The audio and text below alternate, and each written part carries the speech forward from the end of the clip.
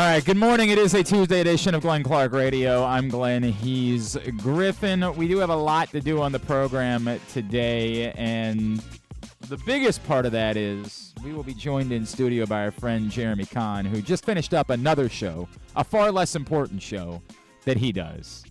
And so he'll be arriving here in a bit, and when he does, he's going to have to finally pay off at least whatever part of the punishment we were able to cobble together.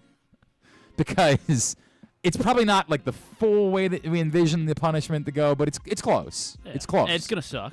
So, do we know that he actually practiced any Irish dancing? You know him better than I do, so I. No, that's the problem. We didn't really we said we wanted to see. He was supposed to take an actual lesson.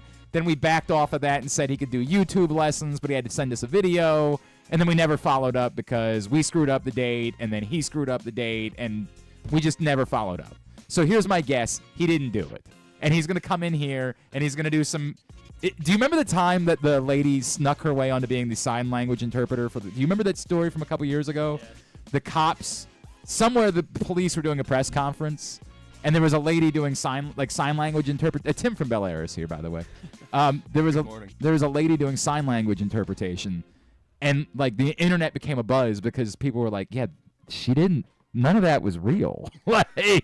Whatever that lady was doing, it wasn't sign language. And then they found out this was apparently just some random lady who showed up at the press conference and said, do you need a sign language interpreter? And the cops were like, yeah, that would be great. And let her do it, only to find out she didn't know sign language. That's what I think this is going to look like when Jeremy attempts to do this Irish dance, because I don't think he practiced. I don't think he bothered to even look at YouTube. Some heavy accusations. I think we're going to put on some random Irish background music, and he's just going to flail and look like the sign language lady. That's my guess. So, strike one there. Strike two, not an Irish coffee. Strike three, it's fine. It's a coffee. We're going to put some mayonnaise in it. It's what it is. We love Royal Farms. I don't believe they're going to serve this Will-Levis coffee anytime soon. Strike three, we don't have a leprechaun costume. I've got a pretty good. Yeah, you just grab some green S. I mean, yes. Okay, but it looks pretty good. He's gonna look like we discussed this before the show. He's more like an Irish goblin. Yeah, great. Glenn Clark Radio. We nail it 60% of the time. And maybe that's 60% of the time. Maybe you nail it. Yeah, 100%. Right. It's always that thing with the weather. Does that mean there's a 30% chance of rain for 100% of the area, or 100% chance of rain for 30% of the area? And nobody actually knows the answer to that question. No one knows. They all BS their way through it. No one knows. That's who we are. 60% of the time, it works 100% of the time. 100% of the time, it works 60% of the time. GCR, please tune in. Tim from Bel Air, you did not let us down. I did not. That's the one thing, the only thing that you can count on. Griffin gets props for this. Thank you, Tim. Let's see.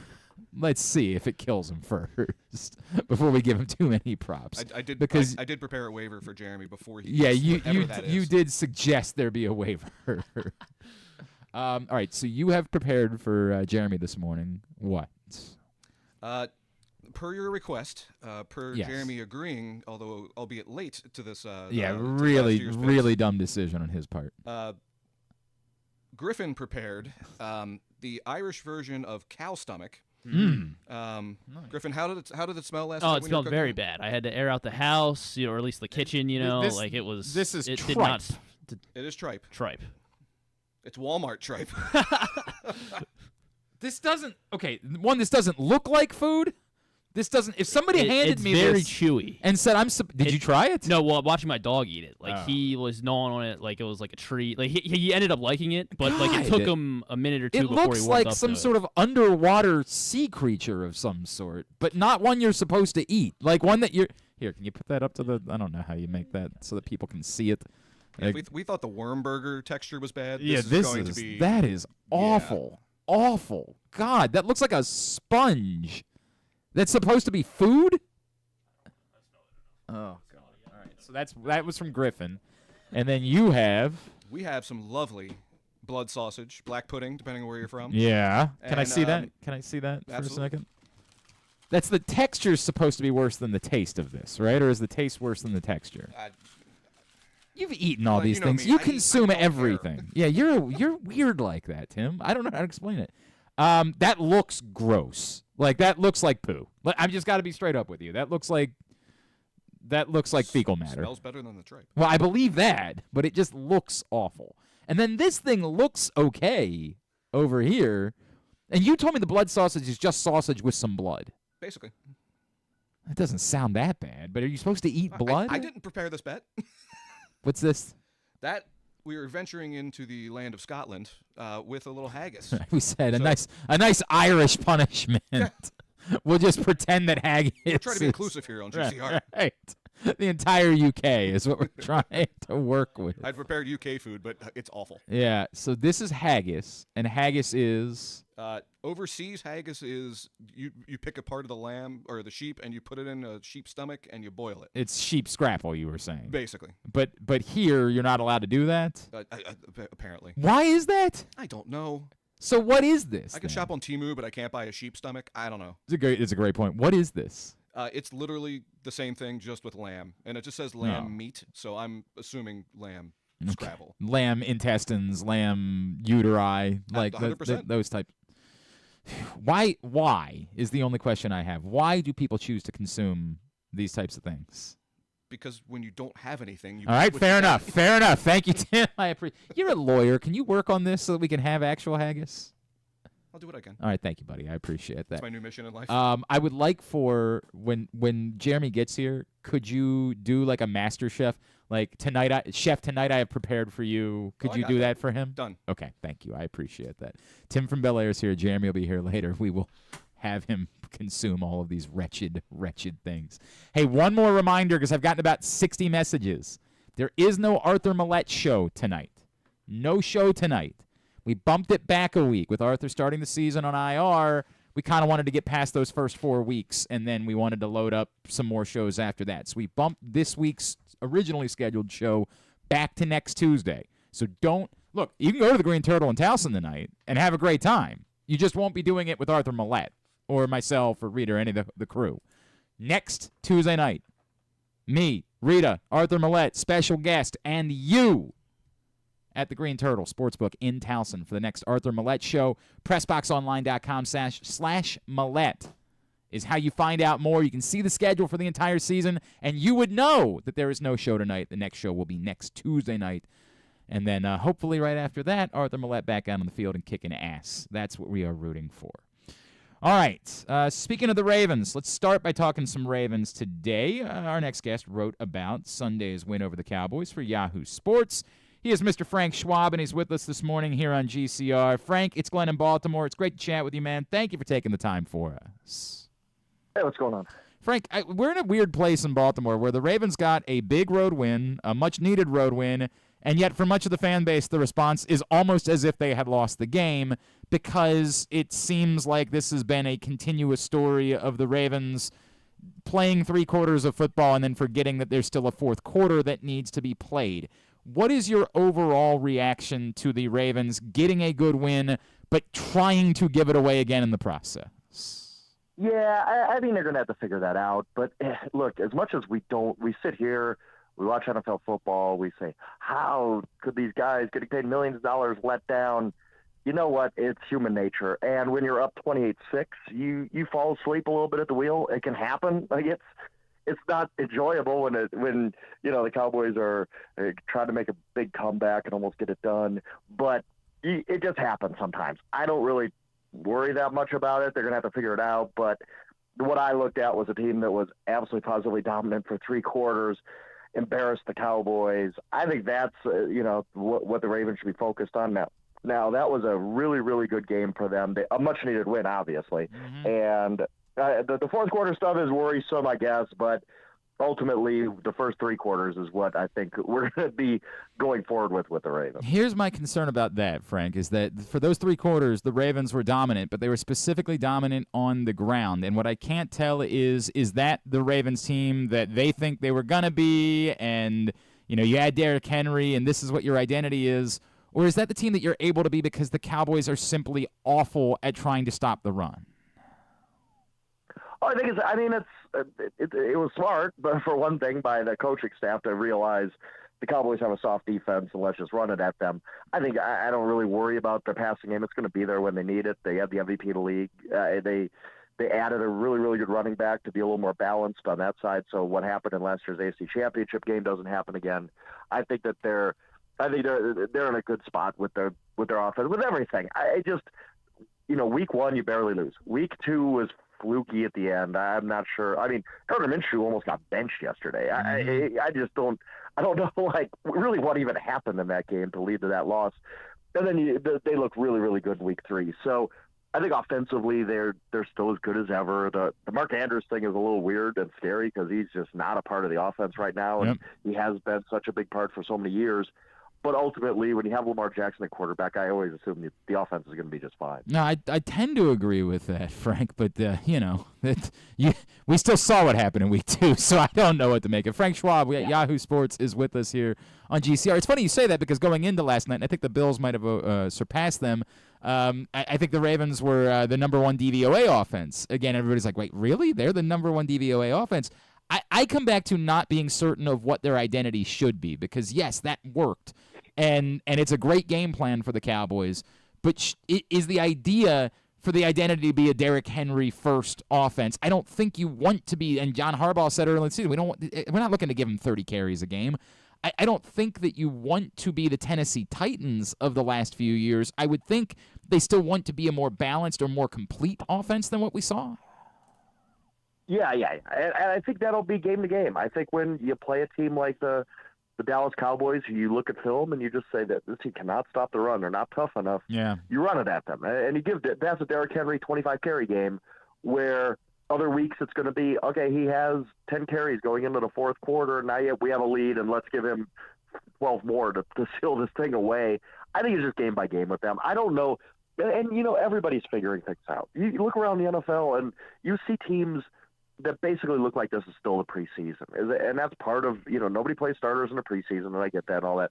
There are still teams trying to figure out their identity. Look, even last night, Jaden Daniels, he looked awesome, right? He looked unbelievably good.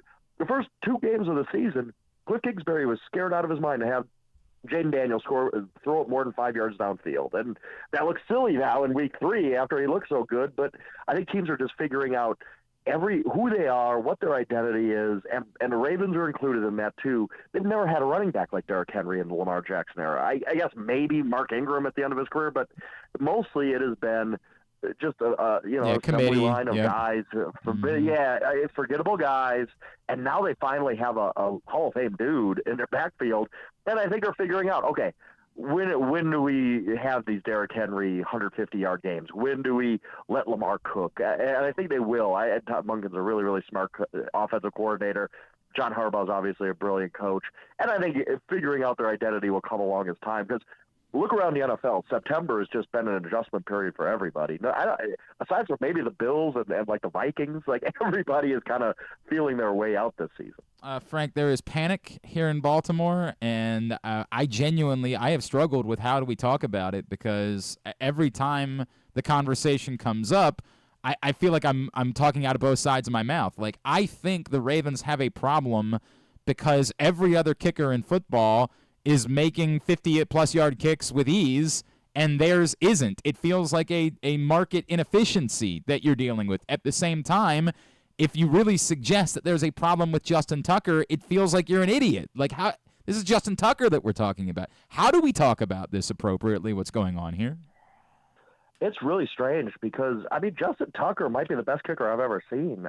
He's clearly in the mix for that. But, and this isn't just a one-year thing. This is kind of a multi-year trend of Justin Tucker from long distance kind of falling off a little bit. And he's not at the age where you just lose it for a kicker.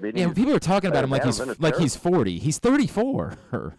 Right. And Adam Vinatieri was still pretty good in his early mid-40s. Not everybody ages the same. I get that. But he shouldn't be a liability at this point. I don't know what to make of it because he was just so good. There were years, and you guys know it's better than anybody, there were years when Justin Tucker didn't hit it dead center in the middle when it was a little near the upright, you were like, whoa, what's wrong with Justin Tucker? That's how accurate he was.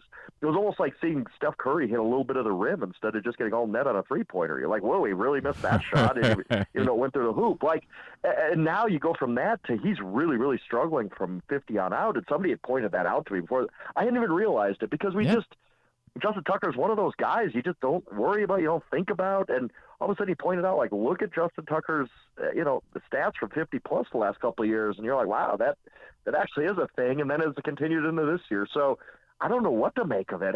It's really, really strange when a guy at an age when he shouldn't be falling off goes from perhaps the greatest I've ever seen to just really struggling. I don't know if it's mental or something with his mechanics or physically, or somebody, and I don't know if it was joking, kind of said maybe that 66-yard kick at Detroit kind of took something out of him. I don't know what it is, but there's clearly something up with Justin Tucker, and they got to figure that out because he's been such a weapon for them for so many years. It's funny because they had a whole operation that they called the Wolf Pack, right, with their former long snapper Morgan Cox, and the holder was their former punter Sam Cook. And in 5 years, from 2016 to 2020, they missed 14 field goals total in those 5 years.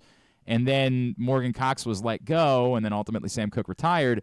And in the 2 years and 3 games since, they've missed 14 field goals. Wow. And so I just can't help but wonder what the role is that plays. But unfortunately, you're not getting that back together, so you're going to have a solution. All right, you brought up the Bengals. So give me the thought process. Are they cooked? Everybody says 0-3 teams don't make the Super Bowl. I am not there yet. Their defense has serious problems, and we knew that coming into the season. Where are you at with the Bengals after what you saw last night? Yeah, and you know what? I got a lot wrong this offseason. I'll admit to that. But one thing I got right that people yelled at me about was I was like, hey, don't just put the Bengals back in your top 5. There was a lot of things that happened to them last season that were troubling, other than I think everybody chalked it up to, oh, Joe Burrow got hurt. That's why they didn't make the playoffs. Well, that wasn't just it. Jake Browning actually played pretty well for them down the stretch. So when you started to look under the hood of the Bengals, you saw that not everything was good with them, especially on defense. And the defense looked awful last night. As well as Jaden Daniels played, and give him a lot of credit, the Bengals could get no pressure on him. I get there was injuries. But the Washington Commanders, who I like the Washington Commanders coming into the season, but the Washington Commanders aren't some powerhouse all of a sudden. They had 6 possessions that didn't come at the end of the half, and they scored all 6 times. The Bengals might just be bad. And Joe Burrow is fine. I don't think there's anything really wrong with him, but you can't ask him to score 40 points every game. So I think the Bengals are in a lot of trouble, actually. And it's not just being 0-3. They've started slow before, and they've rallied out of it. But it's 0-3, your defense is looking bad. And 2 of the games, you go through the schedule at the beginning of the year, and you say, all right, this game's tough, but this game we should win. This game we should win. And home against the Patriots, home against the Commanders, you can't go 0-2 and expect a rally from that. All of a sudden, you're going to have to go beat the Chiefs on the road to make up for it. And they already lost the Chiefs. But you know what I mean? Those kind of games are going to have to go on the road and beat the Ravens or something to kind of make it up for losing to the Patriots and Commanders at home. So I think they're in a lot of trouble, and the history of 0-3 teams is bad. Yep. Their defense is bad. The offense hasn't been great. So yeah, I think there's a team that's going to miss the playoffs just based on the hole they've dug. Wow. And what about? Are you truly buying into? I know the Steelers' defense is very good. I also know that they've played probably a good set of opponents to look better. I still don't know that I think that they are putting themselves in to be a playoff team based on what they're doing to start the season, but are they a legitimate contender in the AFC? I don't think so because, the offense is bad. They haven't played a great schedule, and you look at their last 8 games, and it's ridiculous. I've never seen a closing second half for a team that tough. Their easiest game is at home against the Browns. Their second easiest game is on the road against the Browns. Those aren't, obvious automatic wins either. And then the rest of the schedule is just brutal. I don't know how the Steelers are going to be better than a 3-5 team down the stretch, and even 3-5 would be pretty impressive. So they need to be 7-1 almost going into that stretch. And I don't think they're that type of team. So no, I think their schedule is going to catch up with them. I think their offense is going to catch up with them. But give credit. Look, again, we say this every year. People, have kind of become, laughing about it because it's become such a cliche. But Mike Tomlin doesn't lose. Like, this is a thing. Like, there's a reason. He's not just lucky. He's a very, very, very good NFL head coach. And I think he's doing a great job managing his team and figuring out ways to win games with an offense that just is not great, obviously. I think they're up to 3 touchdowns in 3 games now. Yep. So, no, I don't think they're a contender in any way. But hats off to them for being 3-0 right now. At Yahoo Schwab is how you follow him on Twitter. Frank, what else can I plug for you, man? Our podcast, Inside Coverage, 3 times a week, Sunday night, Wednesday night, Friday night. We get together, talk football, especially Sunday night. We go through every game. So, yeah, that's the main thing. That's the main thing we got going on. Inside Coverage at Yahoo Sports, our NFL podcast, but then just everything else that goes along with being in week 4 of an NFL season as a writer. It's great. Frank Schwab, always appreciate you, man. Thank you so much for spending a couple of minutes with us this morning. Absolutely. Appreciate it. All right, I deserve like an award for getting through that conversation professionally. What am I looking at? All right, hang on a second. He looks like a leprechaun. Do we have the bonus mic still, Griffin, or do we have to get rid of the bonus mic at some point? I don't know how things work around here. If we have to plug something else in, what I'm singing into? I don't know what we're doing with this. I have so much to say about what Griffin did. You don't like this? Griffin said, He's showing off my gams, my underwear show, and he got me the shortest shorts. A week after this was supposed to happen, which we screwed up the first time. And then I screwed it up yesterday. It's okay. That part, that's one day. But bonus, 8 days extra on top of when this was supposed to happen. We have no leprechaun costume. I like this. So Griffin just went to a store and said, "I'm going to buy some green stuff." I like it, Griffin. That's the answer. By the way, that hat looks like I think you should leave. It looks like it feels like Men on Film hated it. Where are you putting that? Does that go over my neck? He bought another. That made it.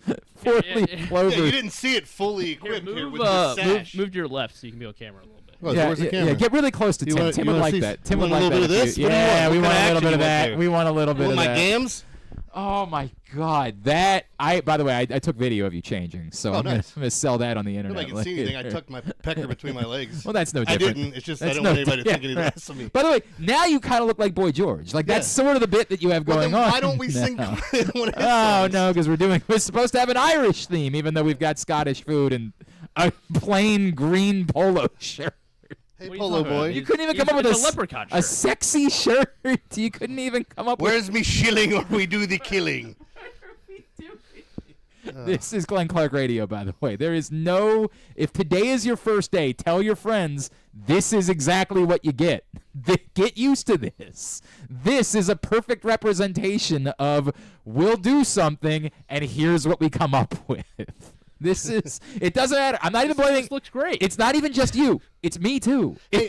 I might do you one better. I have therapy after this. I go to therapy dressed like this. Please go to therapy. Take a picture with my therapist. Please go to therapy dressed like this. I will. That'll be part of my punishment. Jeremy Conn is in studio with us. Really quickly, Griffin, tell everybody what's going on at Live Casino and Hotel. Live Casino, you are getting free $7 in slot play when Washington and Baltimore's football teams score during home games. $7 in free slot play when they score a touchdown during their home games. You have to have your live rewards card inserted correctly into the slot machine on the floor and be actively playing to get your prize. But once they score, you get free $7 in slot play. This is valid for slot play only. It is at Arundel Mills. Must be 21. Please play responsibly. For help, visit mdgamblinghelp.org or call 1-800. And don't forget, Thursday night, I'll be there. Joe Serpico is going to be there. We're going to be hanging out, trying to fix your fantasy football team. Personalized fantasy football consultation inside Sports and Social, starting at 7 o'clock on Thursday night, and then we'll be hanging out, giving away great prizes during the first half of the Dallas-New York game, which is probably the only reason why you'd want to be watching the Dallas-New York game. So make sure you come down and win some great prizes. So join us at Sports and Social on Thursday night. Okay, so I would like to have Tim explain, if you don't mind, could you tell Jeremy about what it is that you've lovingly prepared for him? Jeremy, you're good with some of this. Okay. Blood sausage, you're going to be good. Yeah. All right. Haggis. So what's what? I just thought, is it? This is Chef. Tonight I prepared for you. This is Tim made the blood sausage. This would have been the worst chop basket ever. It's like, It looks a little bit like poo to me. Like it looks like, but I'm going to guess you've had worse things in your mouth. That's probably true. Yep. Next. We do have some lovely haggis here today. Think of it like lamb scrapple. Where is that? This is the haggis. Now the haggis to we'll me, probably prepare this. Don't worry. yeah, it doesn't look awful to me when I look at it. I look at it and I say, I don't know, that looks like a lot of other processed meats that I've consumed in my life. Now, is that the haggis before? No. That's That's a sea creature that we decided to bring in for you. fresh from Griffin's aquarium. What is that? I don't eat fish. That's tripe. That's not fish. You said tripe. Oof. Yeah, that's tripe. That is, remind me, Tim, that is. The inner lining of a cow's stomach. Nice. So, yeah. I need something to drink. Good news. You have something to drink. Hold on. Is this all this crap that you're adding to this? No. I do have an issue with this. Let me just say no. because you guys offered me this over the phone and don't explain everything thoroughly. We explained No, you everything didn't. to you. No, you did not. You keep adding shit into this. That's not supposed to be here. No, Yes. not remotely true. Every time I've brought this up, it's like, hey, you got to eat haggis. Okay, you got to eat Yes. haggis. Now it's haggis, tripe, No. blood We sausage, told you and a from the drink. get. There was What's the drink? everything was. It's a Will-Levis Irish coffee. No, I'm not doing that. Yes, you are. I am not. That's not an Irish coffee. It's first of all, it's definitely not an Irish coffee. That's on Griffin. Yeah, but no. but the point of it is that it needed to be Will-Levis. That was the point. Why? He's not even Irish. I understand that, but the point was. this is more shit that you're adding in. No, that wasn't in we there in the didn't add beginning. it. We've got. No. We've got. Go back to We do. the message We do. that you left me because you We never do. emailed me anything about We this. do. We post it every week, and we No. tag you in it No. every week on Twitter. Nope. Every week, you were tagged in the post that No. explained the entirety of the punishment for the You loser. act like I'm coming back to read my picks I again. No. agree that you're not doing that, but that's on you, not on it's me. on you to tell me what I'm supposed to be doing when I told you lose. from the get. No, you did From not. the- first it's just of all, like the mayonnaise hot we dog did crap. not demand. Well, you still haven't done know. that. We did not demand that you join this. You offered to join the Yes, crew. and then you that said was on you. You'll have to dress like a leprechaun, whatever this is. That part we failed. Yes, 100%. Irish dance, which by the way, Yeah, you doing, did you? No, I did. My wife has the video, but I still think to pay this off, I should take a class because there's so many different jigs. I don't even remember what my feet and where they're supposed to I go. thought this was going to look Yeah. like that. I was expecting that. That was a prediction that I made And earlier then in the show. jumping in the- We're going to get that because I want to get your meaty legs. I do want to get your creamy thighs in there. Yams. There are some creamy thighs going on. You got any over celery here. to dip in these things? Yeah, right.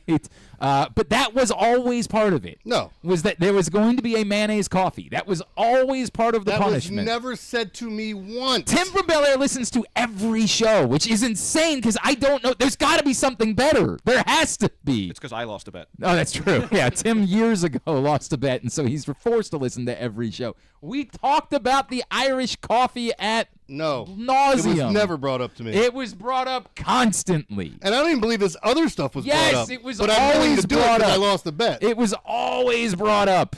Always. No. You're trying now to. I'm not. I'm not you're- trying now, by the way, because this is BS. And it is different when you're on the phone and you explain something, and then all of a sudden it's the end, and you're like, oh, yeah, all this is added in. No, It's way different. nothing was ever It's added very in. disingenuous. Everything was always the same from And anybody that moment was one. in my boat would say it's disingenuous. I'm just a man of my word, so I'm here to do what I Yes, said I you would are, do, because which you- never included mayonnaise It and always coffee. included mayonnaise coffee. No. Always did.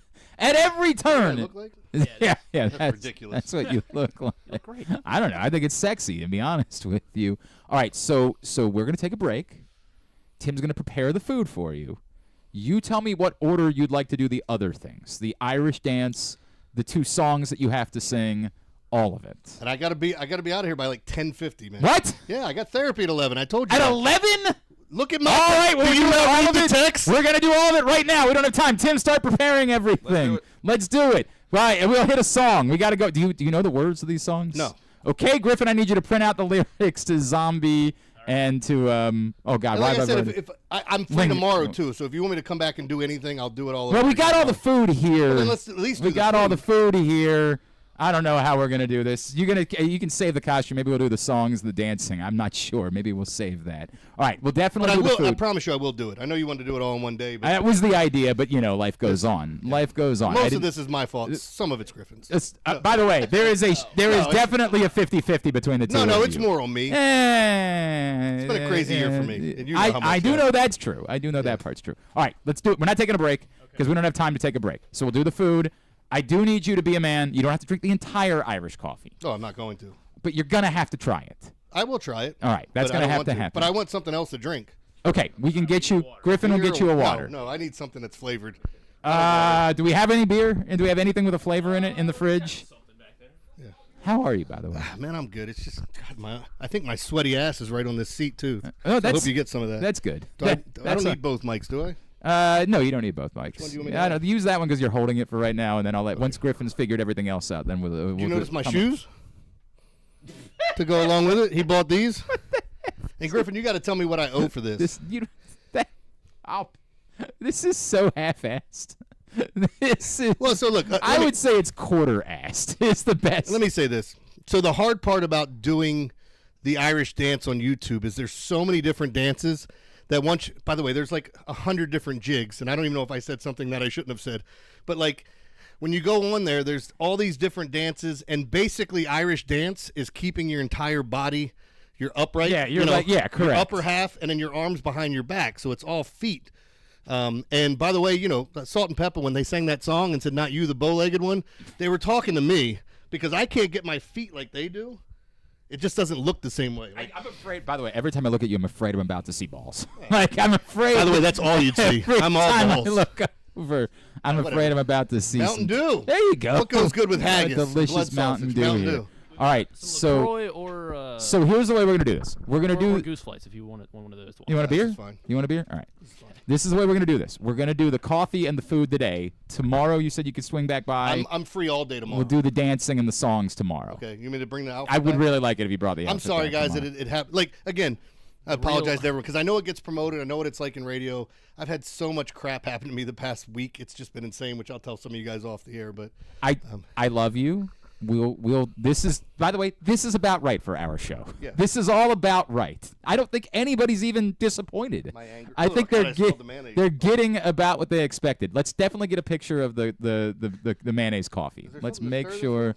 Yeah, we do. We should provide a spoon or something to do some stirring. How many is just one enough? you tell me. Yeah, two. All right, two. Oh. Yes, I'm a trooper, even though this was not. This said to was me. that part you're lying about. I love you. Dude, this is I the love easiest you. thing to do. I love And I'm you. telling you that and you I'm guys never told telling me you this. that part you're wrong about. That part you just didn't hear it when we were talking about it. You conveniently left that part out because you're like, I got to do. It's supposed to be a serious punishment for the loser every year.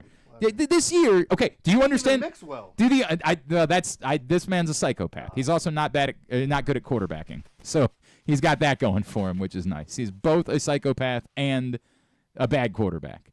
All right. So did we get a picture of the? This is a legitimate thing that we learned. Will Levis, Tennessee Titans quarterback, 0-3 to start the season. Oh God! He just went right for it. I mean, He just went right for it's just chunks. It just. So have you ever had like a Diarrhea? Yes. No. Yeah. Like they've what was it, a cement mixer? You ever had that shot that they give you where What is it? It's Oh, like car bombs too. yeah, if you let it sit too long, it'll curdle. Oh, so yeah. A cement mixer is when they put Bailey's in an alcohol and it curdles. Okay. So it looks like cement, and you throw it back and it's all chunks. Oh. I forget what else is in it. Ugh. Let me see it. Let me see it. You want to take a sip of it? I don't know. Maybe that's always I supposed love to be part of fact the that you bit. do take a sip of stuff. That's supposed to be part of the bit. Is that I do it. Oh God. It's not. You're just gonna taste coffee, dude. If you chug it and don't swirl it around. Yeah, you're right. You're right. It just tastes It just tastes largely like coffee like with coffee. chunks. Yeah, it's Yeah. just got. Yeah, you know what? He's right. It doesn't really impact because more mayo. no, because it's so chunky. It doesn't really impact. It doesn't become like a new liquid. Yeah. It just becomes. Yeah, he's right. It's So you're not. saying Will Levis is onto something. No. There's not. It adds nothing in any way. Did he nutritional reportedly do value this in as a mayo. bit and he just kept going? Isn't that what I happened? I thought this just came up because he volunteered the fact that he put mayonnaise in his coffee. No, he did it. It's from what I read, and it could be wrong because everything about Will Levis is wrong. This guy's made a mistake in every single game, and now he has a meme of him from his first three just NFL throwing games it. this season. I know you love him though. I know he's your guy.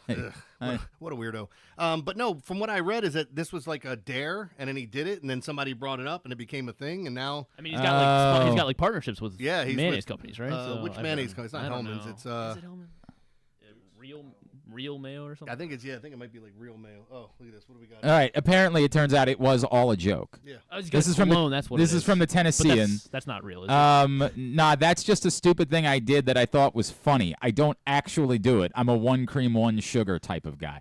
I can't believe he's so much less interesting now. Yeah. Like he's just a bad quarterback. That's all he is. All right. Who all's eating this? Well, you. Yeah. Yeah, you, and then maybe I'll try a little bit. All right. Here we go. There's a charcuterie board of Irish foods. Go ahead, Tim. Scottish, Bring isn't it. Well, some of it's Scottish. We were supposed to be Irish, and then we ran out of Irish ideas, so then we just switched to a combination of Scottish. All right. So. So, yeah. I'm So, gonna put that one down first, then. all right. You might want to keep a basket there because Yeah. I Somebody, throw up really easily. so- somebody, get that man a trash can. Oh man, it's tough. You I shouldn't smell. ever had bull balls? No. Yeah. Oh, it's No. crunchy. Oh, oh God. Oh, is it coming? Is it? No, I got it down. Oh. That's a tough one. Woo. All right, how much does he have to eat of all of this? Hold on. No. No. There's not a measurement of. No. I said I would try this stuff. That's No. what I said. No, it didn't say try it. Yes, it did. It said eat eat haggis. it. Yes, eat it. Yes. That's what I just. I don't think you have to eat the whole tray. I'm not eating the whole suggesting thing. I'm that. just telling you right now, I'm not. I said I'm going to try one of everything. I think one is that's not correct. How is that not correct? That's not correct. You did not put anything on there stating it. Did not say eat an entire thing of haggis. I or didn't a plate- say an entire thing, but I think as a gentleman, there's a middle ground. I No. think as a sportsman, No. as someone I This know, stuff's awful, man. It's I agree with that. That's No. the idea. I'm not going to sit here and make myself throw up by eating this shit. Well, I'm interested in that. This is the blood sausage next. Describe it. Describe the taste. Describe swallow it first. Describe the lady. Describe. That was the scene. What was it? American Wedding where he eats the dog poo. It's like, please describe it.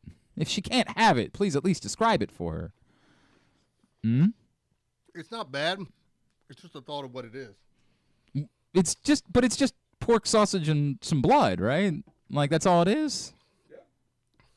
I don't know. It does look like poo though. It looks legitimately like poo. My eyes are watering because I'm holding back vomit.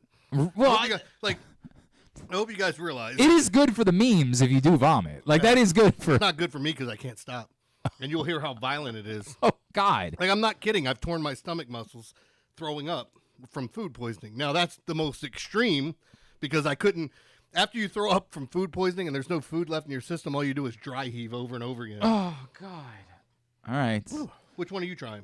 I mean, I'll end up trying all of them. That's why I Are think you? you have to at least eat more than I do. No. I didn't lose.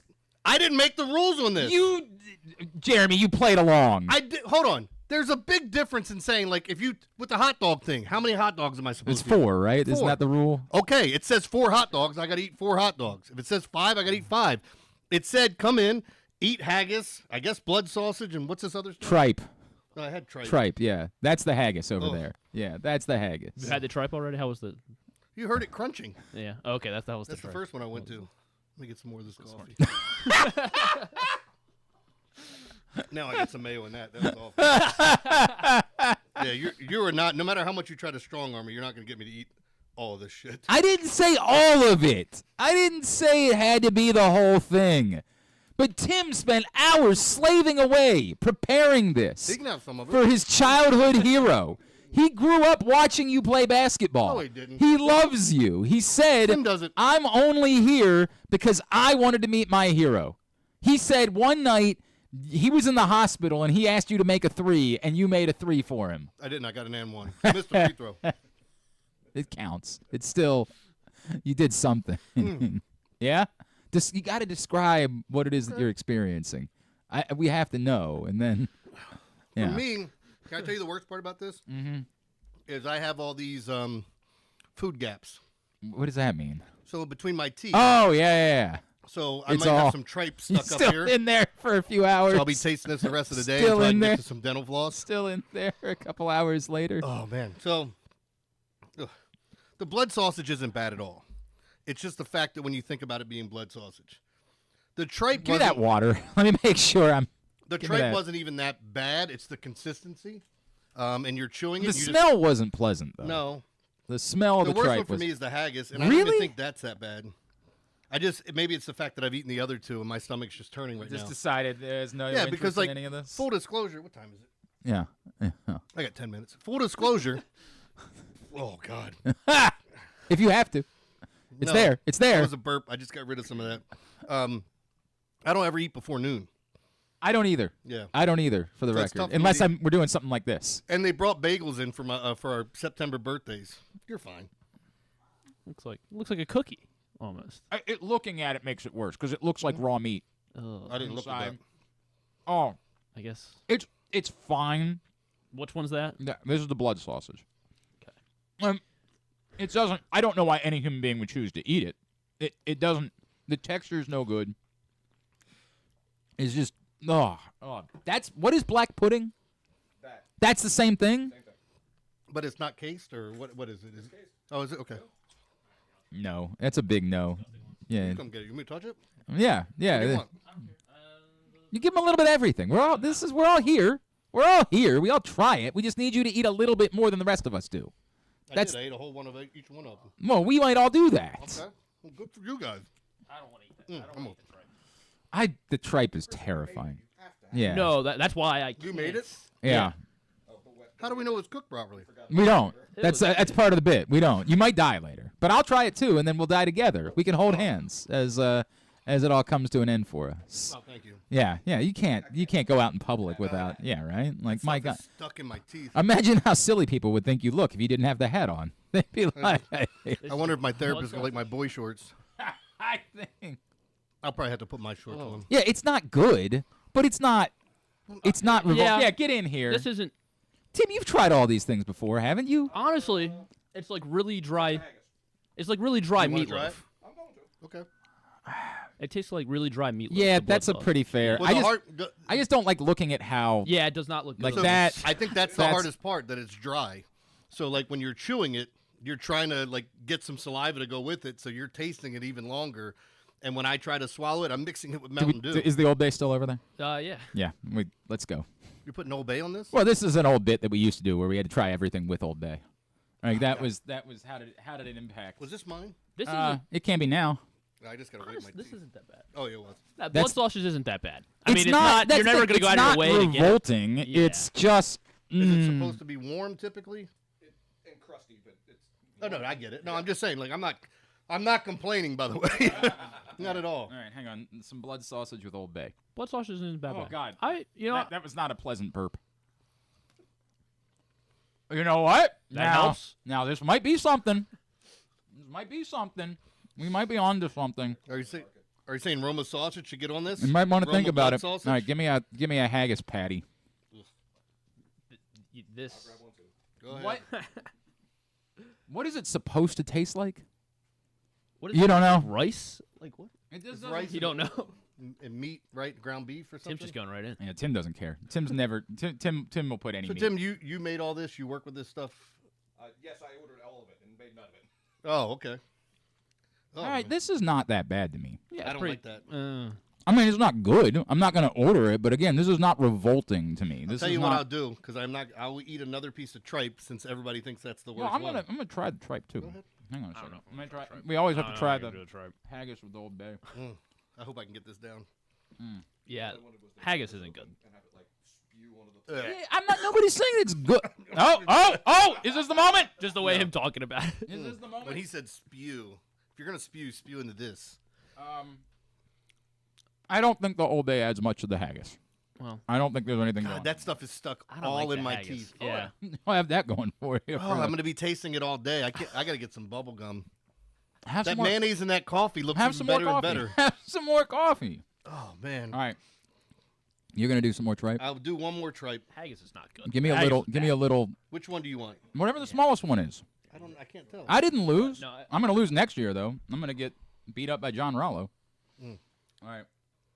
Oh God, what am I getting myself into? It's just tough to chew. Still I've early had- in the year. I've had bull balls. Here we go. This is the tripe. Oh God. Oh. Yeah. You can't even rip it. You can't even bite it. You gotta eat that whole piece. No. How are you supposed to eat this. You got to eat it the way my dog ate it last night. He sat there for about 2 minutes gnawing on it. That was awful. How am I supposed to eat this, Griffin? You got to chew it. I've been chewing for an hour. How do you think I feel? I just threw You that- lost. I don't feel bad for you. You got into a competition nobody forced you to. Hold on. And then you guys changed the rules. No, we Yes. didn't change the rules once. Yes. Next time I'm doing anything here, I want it emailed to me in writing. It's been emailed. No, You've you been never- tagged. You never Do you know emailed what- me anything. Do you know what the punishment is for this year's loser? Yes, but once I read that you're eating that whole thing, I will not eat that whole freaking thing. You have because to- I got that afterwards. Jeremy, you have to be a sportsman about I it. am a sportsman, but You- I also know I'm just going to throw up. So once I eat it, I'm going to throw up. You know how many times I've thrown up doing bits? That's fine, but I'm not going to keep Constantly. forcing myself to throw up by eating stuff that's awful. Well, don't lose then. No, That's I a good ate it. idea. The whole point of like when you lose, you eat it. You try. It's not like you eat a certain amount of it unless it's listed that way. I think typically we go with like you eat as much of it until your body literally can't do it anymore. Is the way that it goes. No, that's Is not the way that same thing because when you're trying, like that would be something if you Like had I was supposed to somebody- eat an entire pound of bull balls, and my body, after about 4 of them, said not going to See, happen. but you can't put limits on it because you don't know what somebody's going to do. If it's going to make them sick, they're not going to keep That's eating. the point. The point is No, you it's be a not. sportsman about it. I You did. said I ate I'll do everything I and I can. ate 2 pieces of tripe, and I'm not even sure that was on the list either. I You got said around it. haggis every Tripe time was I came the. on. I think tripe was the number one thing, wasn't it? I do think that tripe was very high. And haggis was Scottish. It was the third. It was the last one we added to the list because we couldn't come up with another Irish food. Yeah, I that think was I the went, last one we ugh. added. Oh, God. Oh, lovingly hold his hair back, Griffin. Be prepared. I forgot to give you your shillelagh. What the hell is this? It's a a shillelagh. shillelagh. Oh, my Harry Potter? It's your shillelagh. Lovingly, if he boots. Disappearance magnificus. Oh, sorry. Who was the offensive lineman for the Packers that booted last week? The center, I forget Yeah. what his name was. Yeah, the center. And Malik Willis is like, I couldn't throw the ball. It was threw up covered the in ball. vomit. God, if I start throwing up, I'm not going to stop. Lovingly hold his hair like he was an 18-year-old girl, please. All right. I'm If good. that- I'm good. Are you sure? I don't know if I watch him throw. Little more tripe. Please don't. No, no more tripe. Little more tripe. No, man. Another- like I another said, I blood ate sausage. everything. I You did did not. Blood, Another blood blood sausage. sausage patty. Blood sausage for the road. No. For the road. It's all stuck in my teeth. That's the idea. No, Then you it's can not. enjoy it all day. Is it stuck in your teeth? It is. You have a beautiful smile. I don't. I got a big gap between. I'm Michael Strahan up here. Not a big gap, but it's. I hate you and love you all the same. You know that, right? I feel like you could do one more. One more as a sportsman. Blood sausage? One more blood sausage. Okay. You want some Old Bay for it? No. You sure? No. All right. Yes, I'm sure. You're gonna get me to throw up. I bet. I don't want you to throw up. It would just be good for ratings. Josh Myers was the center. As Josh, that threw do off. the Josh Myers bit. Went All to right. high school with a kid named Josh. Oh, how about that? Yeah. Is the same guy? No. See that? Well, I got to get it down. It's that was. dry. All right. Well done. I will give this a try. Oh. You act like mixing it with Mountain Dew is going to make it taste better. You want lemon and lime in your haggis? How do you eat this? This can't be prepared correctly. I'm pretty sure Jeremy and I are both going to perish today. Well, Tim wanted me to make like this. It's like a 2-hour like simmering it in like this sauce. What? I just eat it and- raw? I'm starting to wonder. No, I did not have time to follow the recipe. I'm sorry. Aren't you Greek? No. What are you? Yeah, Jewish. What are and you? then right. We got some Italian and right. I found out I have some Ukrainian. I Oh, believe. congratulations. Very nice. I don't know if that's The Russian congrats, side of me but- wants to kick your ass right now. No, I don't have Russian in me. I love Griffin. Would you like some? Oh, I don't know what to say about this. I'm This gonna- isn't. This is not food.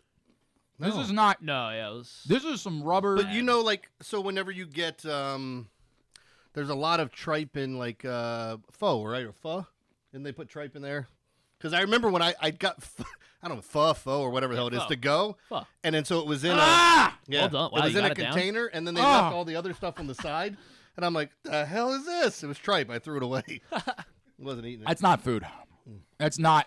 No one's supposed to eat I that. ate 2 of those. No one's They supposed sell to it eat at that. the store in between the beef and the poultry. No it's, one.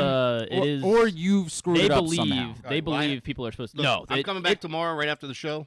All right, come after your show. You're coming Yes. over here. All Yeah, right. and I'll stay here fine. till I can stay till noon if you want. I don't. We can do Whatever we got to do. Yeah. You're gonna come back. We're gonna save one more patty for you. No, We're gonna save one more just to make it a We'll, full. we'll microwave it, so it's not. No, yeah, it's not right. free. Like You we're can gonna- save it. I'll we're throw it gonna- right in the we're gonna- effing we're gonna trash. Save Sorry, one you more. prepared it wonderfully. One more blood sausage. One more haggis patty. No, go ahead and eat up. Just Did you because- even try the stuff that you made, Griffin? No, I'm not trying to tripe. We all tried it. No, it's terrible. Did you try it? Not yet. Tim will. I promise you, he will. There's 2 I'm pieces not. left. I don't need to. I just swallowed that. I What's the? good for you. So before I go, what's the worst thing you've ever eaten? The bull balls were so bad. They man. tasted bad, or was it just you couldn't get past your I mind? couldn't. No, it's not even it's the the texture is so impossible to deal with that just trying to get it down was What awful. about you, Griffin?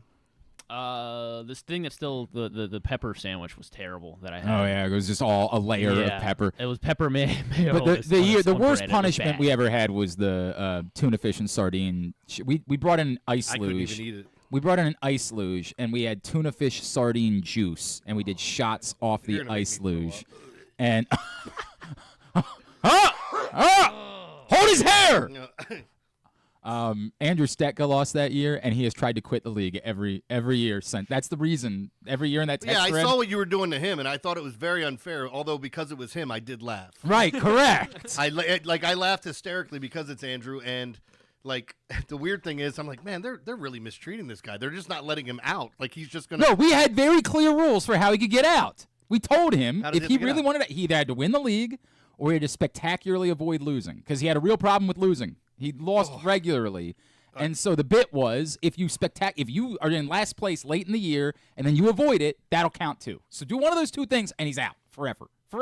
We'll never bother him about it again. He got in. He was in. Do you want me to leave as much of the clothing as I can here just so we have it for tomorrow? Yeah, I guess. Yeah, so. if you're not really, I would really like it if you wore it out in public. But Really? no, Okay. it's fine. It's fine. I mean, I'm You know, just worried about the booty shorts. it's your. I'm married. I can't have all these women and I know. running up I to me. know. Like, look at that. You Right. for what you lack in every other facet of life, you have a killer dumper, my friend. Yeah, that's really. There's a lot going. There's a lot going top-notch on turd there. cutter right there. All right, so tomorrow, one more sip of the coffee. Here, for one you, more, for one you, more. No, anything. yeah, right there we go. There we go. Mm. Delicious By the Will-Levis way, coffee. way worse when you wait Oh yeah. It's because cold it's just coffee. floating at the top. It sticks to your teeth. All Ugh. right, so tomorrow, Zombie.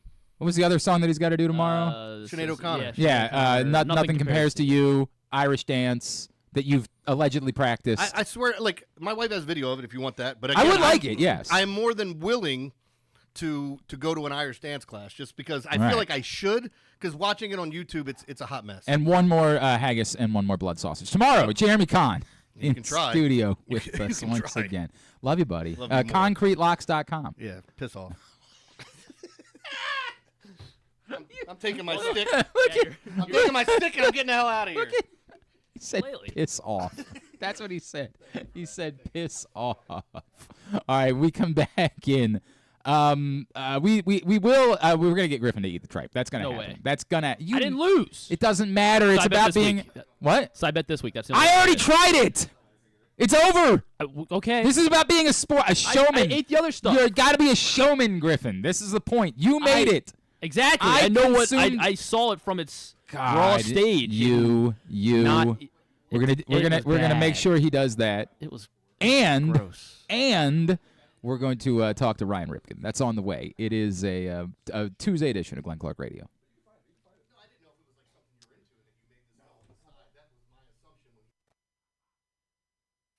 Brace yourselves for an unparalleled in-person betting experience at the Green Turtle Bet Park Sportsbook and Bars in Canton and Towson. Experience the thrill of live betting with Baltimore's only state-of-the-art Vegas viewing TV experience. Choose between our on-site tellers or the convenience of our self-bet kiosks to place your bets. Gather your betting buddies and head over to the Green Turtle Bet Park Sportsbooks today. Green Turtle Bet Park Sportsbooks in Towson and Canton. The ultimate destination for game day excitement, great food, and live in-person betting. Must be 21. Please play responsibly. Gambling problem? Go to mdgamblinghelp.org.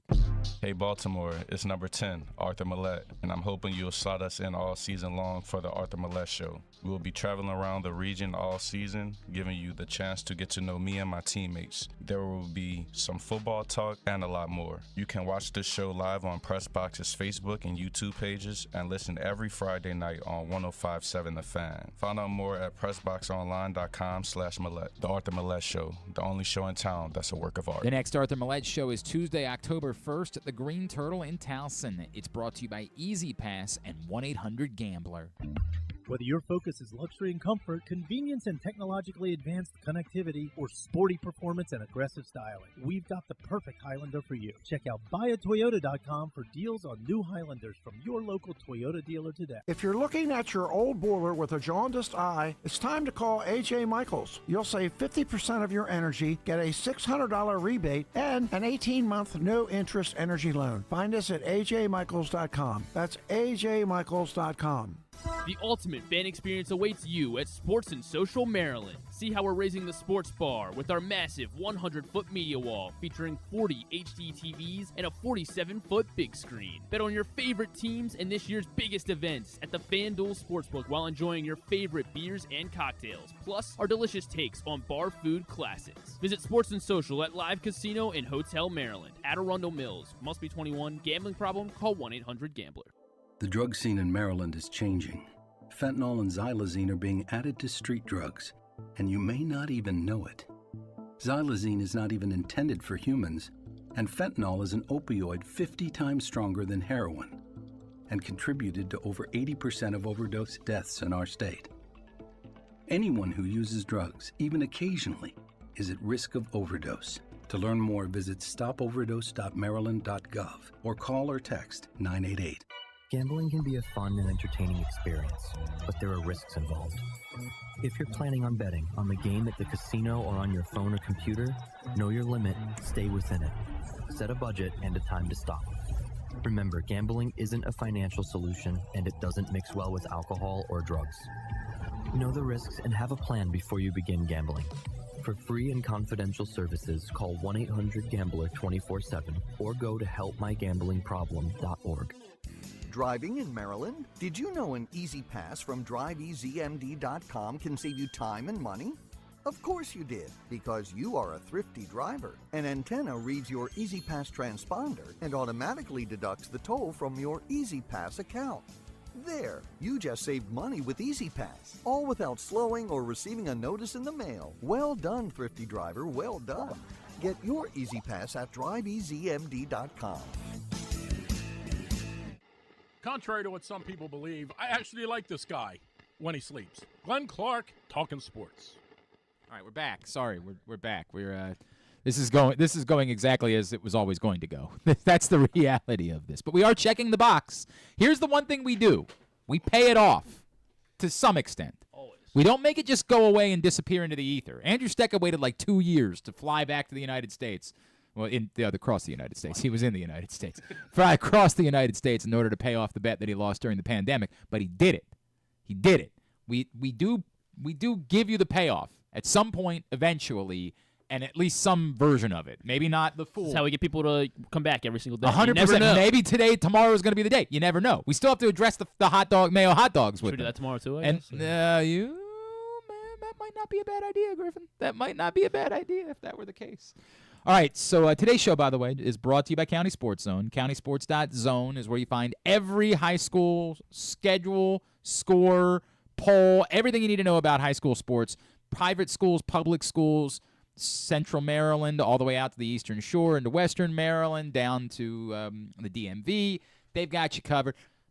There was a new DMV fight last night on Twitter of some doofus like, maybe Jaden Daniels is going to be the best quarterback in the DMV. One, he already is, because there's only one quarterback in the DMV. Billy Edwards. Now, thank you. Good point. Good point. That is a good point, Griffin. He is playing very well. There's only one. You doofus. Two, I get it. You wanted some attention. You got your attention. But it's the DMV part that people still don't understand. Anyway, the moral of the story being, they've got all of it at CountySports.zone, which is proudly sponsored by your local Toyota dealer and buyatoyota.com. Tim, Jeremy, we're all disappointed by the performance, right? We have to say it out loud. There's a lot of this coffee left. I think you should let it get cold and try it again tomorrow. Oh, that's not a bad idea. That's not a bad idea. Chilled coffee. One more sip. Just one more sip. One more. But to stick up for Jeremy, even I don't want to try the tripe. But you're gonna. Of course I have. Yeah, to. because you're a sportsman. What do you mean you have You're a sportsman. You don't have I to. tried it. We do it. I try, because if we're all we did 2/3 of it. What's the Billy Joel song that we'll all go down together and we will all go down together? Yeah, toast. I like that. Come on, Griffin. It's so Griffin, gross. you made it. I almost want to put the Old Bay on it. Just What so is I can that? taste What it. is that supposed to? Go tap tips. Yeah, there you Sláinte. go. Sláinte. Here's the swimming with bow-legged women. Oh, You're not gonna be able to rip it, Griffin. You just have to. You just have to go for it. You can't rip it. It's not gonna happen. There's like stuff on it. Yeah, I know. My dog would spit this back Yes, out. I'm aware. Yeah, you're not gonna be. That's what I ended up having to do is just eat the whole damn I thing. don't. It's gonna. Griffin, just do it. Oh, Yeah, we all know. it's This like is it's tripe. like there's hair on it. If you're listening, yeah, I'm aware. He's telling me things like I don't know It's it. got a big whiff of how bad. Come, it smells. would you just get on with it already? God, for God's sakes. It's. Do you want the Old Bay? Do you it's want to try it with the awful. Old Bay? No, I don't want to try it again. You don't. Come on, come on. It's so. It's so. We all gross. know you've made all the points. You're like my 7-year-old now. Actually, my 9-year-old's the bigger problem with this. I could chew this for 3 more hours. Yeah, 100%. At some point, you just got to figure out how much saliva you can build up in your mouth to go ahead and put it down. Ugh. Yeah. Yeah. You proud of yourself? You brought that into the world. Yeah. Yeah. Oh. Yeah. Yeah. You're like the Menendez brothers' parents now. You made a monster. Oh. Yeah. Yeah. That thing's. Describe it. Describe it for those. It tastes like garbage. Yeah. Oh. I mean, that part is true. It's rubber band-esque. It really is very. It's just rubber. It's. Hey. Oh. I'll hold your I got hair. it down. I'll lovingly hold your hair. I'll do that for. Oh. Oh God! It's happening. It's happening. Oh God. I can't wait. I can't wait to get that screenshot later. I can't wait for that screenshot. Oh. Can you hand me paper towels? I ate this crap off my hands. What crap? It's gross. It's just. You're acting. It was terrible. It was not good. Now, why did he screw up in making the tripe? I just cooked it. I don't know, by itself. I boiled it. For 2 hours? No. For it, you only need to boil it for half an hour. If you're What's it boiling supposed? What is the consistency supposed to be like? Even when I've had Jeremy was talking about having it with pho, it still has. I mean, it's stringier. Stringer. Okay. It may not be the same type. So like but more soupy then. It's or like- I don't know. It if it's this consistency, if they're cooking it for an hour and a half, 2 hours, I don't know. I can't well, help it. so because that was just like simmering it for 2 hours. Yeah. Yeah. So I just went straight through and boiled it for like 35 minutes and. It ain't it, Chief. It just ain't it. Well, I mean, I don't think that is there's really no way to make that. truly disturbing. Hey, but other than that, It smells terrible. Like it smells like all of the above. I don't know what to describe the smell as. It just smells like wretched. The smell isn't overwhelming, is the thing. The smell you have to like literally. Well, it's because I'm like the kitchen smelled like it yesterday. Okay. So last night when I was making it, and I was like, that is unpleasant, but it's not worse than. make sure. To your point, it's like on not my worse than fingers, the the worm smell. burger. No. It's not worse than the tuna fish and sardine juice. I gotta go wash my Which I think hands. It Stekka just still smells. has in his beard. Yeah, that was. Oh, I do. God, now I'm revisiting that. It's not worse than that. I don't think it's worse than the flavor of the peanut butter mayonnaise sandwiches was unpleasant, but it was at least food, right? Like you could tell A lot of food. That was the problem was the sheer totality of the food, and I ate that whole tray, right? did? That wasn't a Jeremy bit where I was like, I'll eat a bite of it. Like I ate the whole damn tray.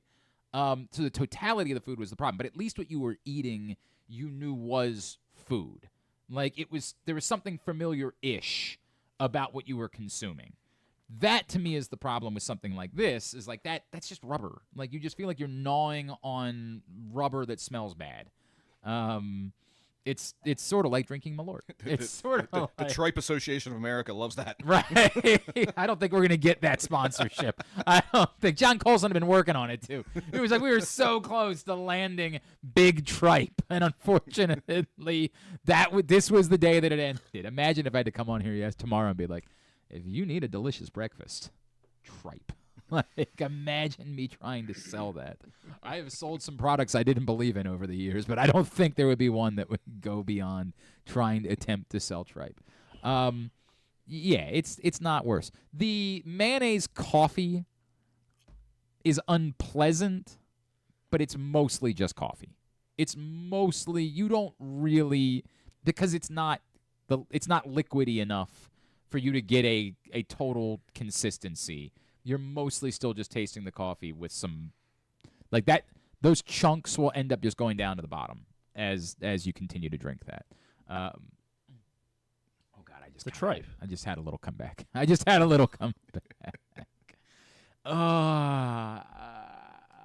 You said Tim, that you would be willing to prepare the sardine fruitcake for us. Couscous Paulista. What else is in it? Everything. Yeah. You just go in your fridge and whatever you have in there.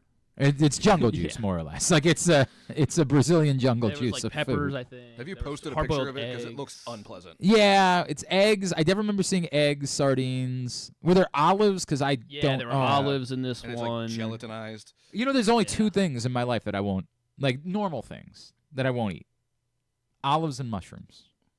I don't eat I olives like the and mushrooms. There's like one other thing I don't recognize what it is. mushrooms, and it's not even like not a mushroom.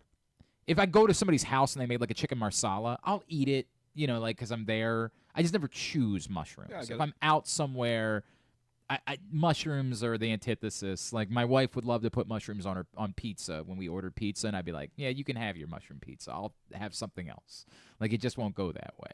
But I don't do mushrooms. And olives, my father would go into like an olive jar and eat these olives like they were candy. Ew. Like I don't even like muffalettas. Like when I go down to New Orleans. That's sacrilege. I know. I mean, that's just wrong. I understand because otherwise it seems like the perfect sandwich to me. But that tapenade, not in, man. Can't do it. Peppers. I have one food, regular food, that I cannot stand. What is it? Pomegranate seeds. They taste like the earth, and they have the weirdest Okay. texture. I'll eat another piece of tripe before I eat. You're probably right that they taste like the earth. I don't like, it's not like I regularly eat pomegranate seeds, but I know I have. I don't remember having like any sort of, a terrible reaction. They're to just, it. I don't know, not my thing.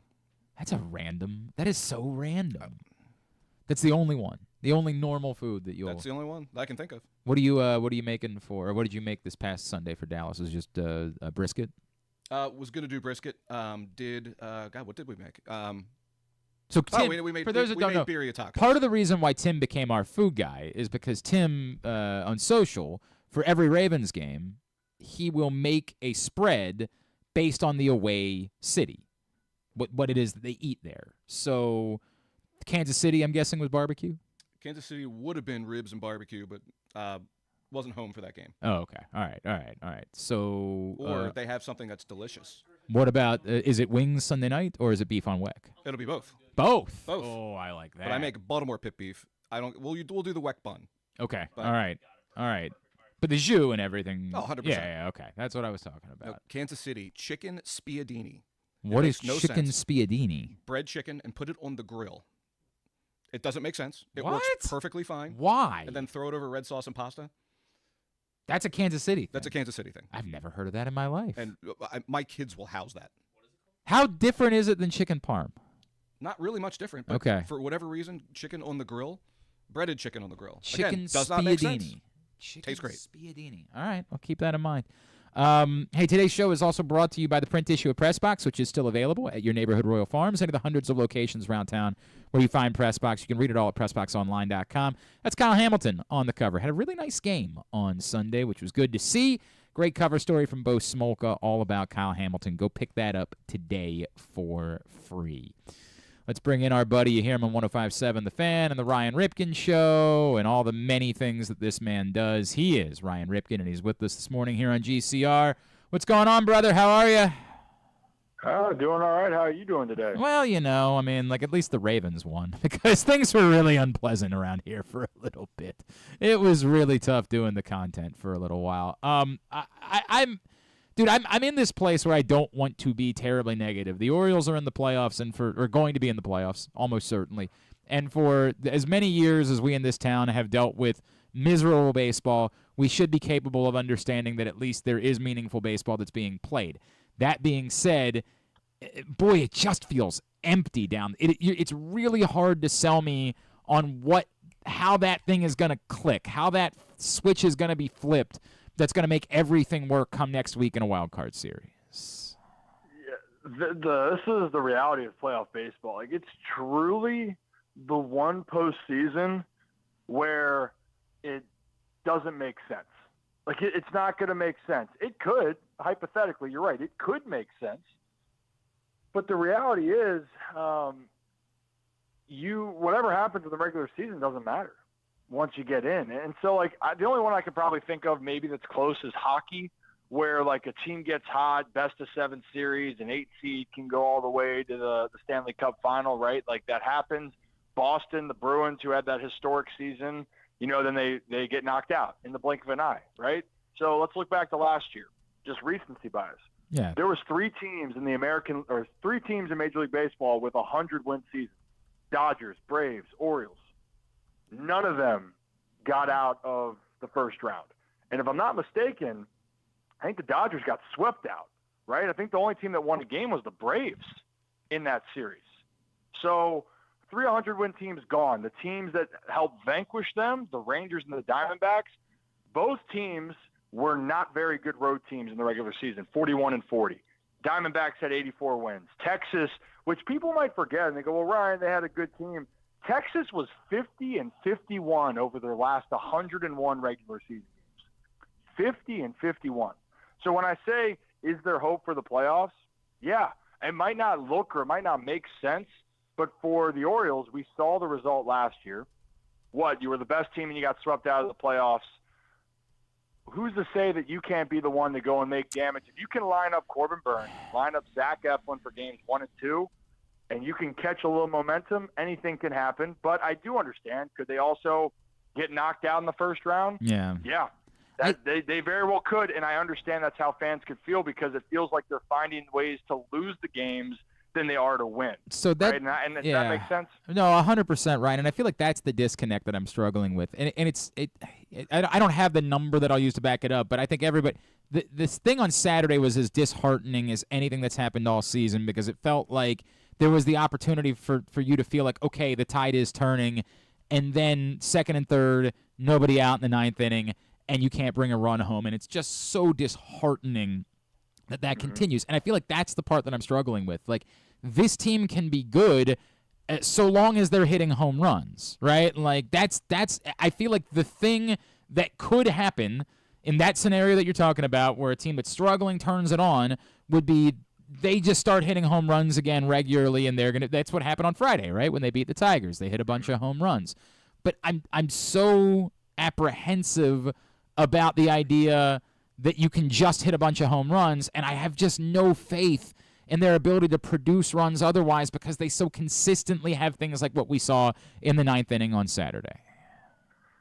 Yeah, I think that's the part where, and also I think this is the reality check I try to show with, fans of the team. I really thought 2023 was a fairy tale until the playoffs for Baltimore fans. You had, think about it. You had low expectations for the team. So you're like, oh, okay, I'm going to enjoy this ride. And then every close game, it feels like they win. They're one of the best teams in one-run games. They fall behind. Oh, okay, they're going to come back. Like, that doesn't happen in a normal circumstance, right? So that's the expectation that was met. The Orioles are going to just fall behind. They're going to win the game. Any close game, they're going to pull it out. They don't have that same type of mojo, right at this moment. And especially you see it on hand, like, you got bases loaded, like you said. Gunnar Henderson gets the hit, second and third, no outs. You feel like you're to win the game. And you have the middle of your order up, the guys that you would want. And then you don't come through. And so that's the frustrating part of it. But, yeah, I mean, quite frankly, the team has lived and died by the long ball. There's no doubt about that. I would love to see more situational execution. And Glenn, you probably heard me say this. If you go back and look at the games that they've either won or lost, it's, you can say pitching, but it's usually 2-out execution. Mm-hmm. Runners in scoring position is another one, but I look at the hits with 2 outs. Can you drive in runs with 2 outs? The Orioles hadn't done that enough. When they do, they win the game. And then defense. The Orioles defensively, that to me actually is a bigger concern, is defensively, now I feel a little bit better with Westberg and Arias back, but a lot of games the Orioles, the defense can't be sloppy in the playoffs. The defense is sloppy in the playoffs. It doesn't matter how good you execute. So that's where I'm kind of putting it all there. But I don't want to keep comparing Texas, but you look at a team last year where it just seemed like Garcia was a guy on fire. Don't you feel like a guy like Tony Taters can be that way? Yeah. Or Corey Seager is kind of like Gunnar Henderson. Like, things could happen. So that's why. But, like, I completely get I don't know if the O's can do it. But you know what the best thing about Friday night was? Corbin Burns was electric. No doubt. And that's gonna be the tell for me, because I think for an Orioles team to feel like that they're gonna have a chance, Glenn, is they need to feel that their guy goes out there and kind of dominates. And if they do that, I think it's going to allow this offense to try to relax, because let's just face it, this year they have pressed when they've been behind early, and that's something that they didn't do a lot in 2023. Just so that I'm not just throwing things out there and not back them up, 246 batting average with runners in scoring position and 735 OPS, and they're both in the bottom third of baseball with runners in scoring position, which is the concerning part. Ryan Ripken with us here on GCR. Ryan, obviously, and I'm guessing the way that the rotation shapes up, because Burns will be pitching Thursday this week, so I would almost presume that it would go Eflin 1, Burns 2 in a playoff series next week, although they clearly could choose to go normal rest for Burns, just the way that they were doing that earlier in the season. I don't know that it even matters. Does it matter which one of them goes which game? Is that like, do you need to have, hey, Burns is the guy, he's the Bulldog, he's got to be out there for the first game to set the tone for the series? No, I wouldn't say necessarily. I would love to have Corbin as the game one.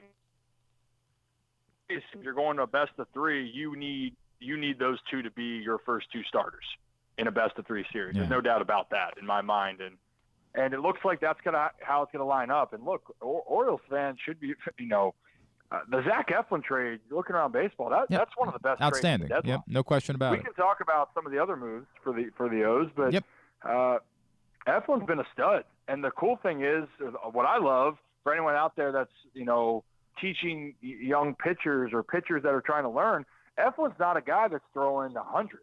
He's throwing 92, 93 max, but he's locating his pitches well. He's mixing his pitches. He is what we call actually pitching. He is pitching, and he knows he has to be more refined. He's locked in. So, yeah, I don't think it matters, though, Glenn, with that. I just want those two guys, whether it's one or two, Eflin, Burns, Eflin, just because I think those two guys right now are going to give you the best chance and the most confidence going into a postseason series. So what do you do if there's a Game 3? What's your strategy for a potential Game 3 of a wild card series? I kind of feeling you would ask that. Yeah. I honestly, right now, because you can't count on Grayson, that he's going to come back, and quite frankly, just how he's pitching right now, and he's been hot, I would probably lean Dean and go Dean with Albert. That's what I was going to say. The reason why I say Dean over Albert is because I think Albert is more versatile to come out of the pen. Like, if something was going wrong early, Albert's the guy that comes in. And I thought for a while Albert was going to be the third starter, and I still think he doesn't blink in tough situations. But it's more of that situation I so look at. That was my thought process. Is it more, Dean's the starter and we'll ride him as long as we can, or is it purposeful, we'll throw Dean first, but our plan is essentially 3 innings of Dean? It really is that both guys were planning on having pitching in that game. Yeah, I think all hands are on deck, for that one. And quite frankly, I don't care what happens in the Eflin Burns games.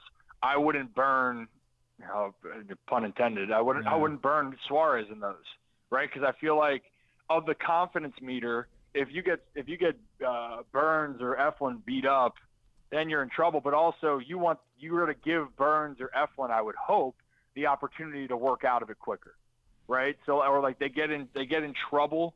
Hey, like, all right, we're gonna let them work out of it. The reality is, Hyde is probably not going to give Dean that same leash. So if you're not going to give him that same leash, then Albert Suarez, to me, just makes the perfect sense. It was the same thing of, they said if Grayson was ready, I would do the same thing. If Grayson was ready, hypothetically, he could only go 2 or 3 innings, I would have Grayson start the game and then bring in Albert, But I'm not going to count on Grayson for anything. There's too many variables that aren't there And I think that that's too much to ask of him at this point. Right now, yeah, I think there's no doubt. Like I don't. How could you possibly ramp up at this point to start? Like I mean, And lats are tricky, Glenn. Yeah. They're so tricky. Are you confident he's available out of the bullpen, or are you still nervous about that? All the above. Okay. You know, confident, nervous, Yep. Stressed. You know, because the other part with Grayson, he hasn't done that before. You know, and I think that some people, if Grayson was like a 5 or 6 year veteran and had been around and done all this before, I would feel confident to be like, hey, you know, we need you here. And I'm sure Grayson can go in there, but it's a different mentality. You know, when someone asks me, hey, do you think Grayson should close out the games? And I go, no. You know, and it's not that I don't think he can. I think he has electric stuff to like be a closer. But a guy that's never been in that role, coming off an injury, max effort for 1 inning, and the highest pressure situation, that's not even fair to him. You know, I bet he would relish that opportunity. But with the whole question with it, yes, Grayson could come out of the bullpen, and I think that he could definitely be a weapon. It just, what role is that going to be? Is it a high leverage situation, or are you saying, hey, he can go 2 innings? Yeah, start him in a clean inning, and like, yeah. And that's the part I go. If, like, you know Grayson can go 3 or 4 innings, would you rather that be the 3 and 4 to start the game and have someone come in right after him as the plan, or you have that risk of him, you know, pitching in the 5th or 6th? Just a thought. I want to ask this broadly, and it's because something that I don't know. I ended up going on a diatribe last week. I don't know how this is going to end, and so I kind of want to let it play out before we have these conversations. But, Ryan, I do have the core of this team, because we don't know, you know, that if Anthony Santander is going to be back. I think a lot of us had always assumed that they were going to look to move Ryan Mountcastle this offseason because Kobe Mayo was going to be the first baseman of the future, and they needed to have that spot available. I am not nearly as confident about that right now. But the core of this team, the team that you are going to be trying to win a World Series with in the next 2 to 3 years, the core is, of course, Gunnar, Adley, Colton Cowser, Jackson Holliday, Kobe Mayo, Heston Kjerstad. And I don't know how good I feel in the moment. Like, you still feel really good about Gunnar Henderson. You know Adley Rutschman is better than what you've seen recently, but you don't know how to make full sense. Like, we can just keep saying, hey, I think he's dealing with an injury, but it's been bad. I'm starting to be a little apprehensive about this core and about truly how close they are to really being a World Series winner.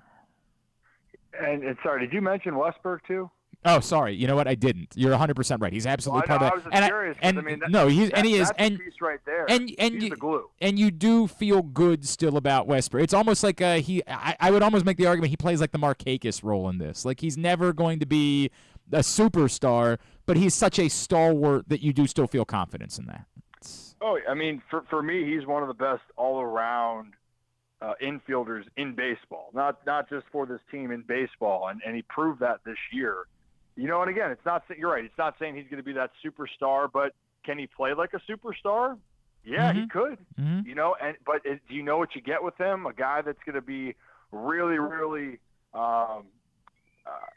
dependent in so many situations, both offensively and defensively. That makes you feel good. But I do understand the concern. The Orioles' off-season is going to be very interesting because you have to find a combination of letting your young players grow and also have the veteran presence. And I think that people this year finally, Glenn, realize what the value of having veterans on the team represents. You know, last year when people were going, why is Kyle Gibson and Adam Frazier on the team? You know, why are they taking up at bats? It's because they've been through 162s multiple times. They've been in big moments, but also they know how to be around a group and help kind of shape a young ball club, because that's what Baltimore still is. And then they're still going to be. And the other part with Tony Taters of Santander, you're right. I mean, I don't know what the O's are going to do. I will say, which you can't underestimate this factor. Yes, you got a lot of young talent that if you want to give them the go, I don't blame you. But you can't then have the expectation that those guys are automatically going to be able to fill 40-plus home runs and your top RBI guy for the last 3 years. Like, that to me is not something that's a quick, we're going to bring a prospect up, because it's not going to happen. A 40 home run, or Santander has been the best offensive hitter for the Baltimore Orioles the last 3 seasons. And that is something that it's not biased, it's a fact. So you got to make sure if you let him walk that you either have to find multiple guys that you can pick up to fill that role, or fans are going to have to temper their expectations. Because even though I love Heston, I love Colton, what Tony's doing is truly special. And I hope it's in Baltimore for a long time, but we got to be realistic. But for Baltimore, you're going to have to find more veteran presence. And I still think, and I think the priority still has to be keeping Corbin. I know it's going to be a lot of money. Yeah. But for like the starting rotation, unless you're cool with hoping Bradish comes back later in the year, and it's no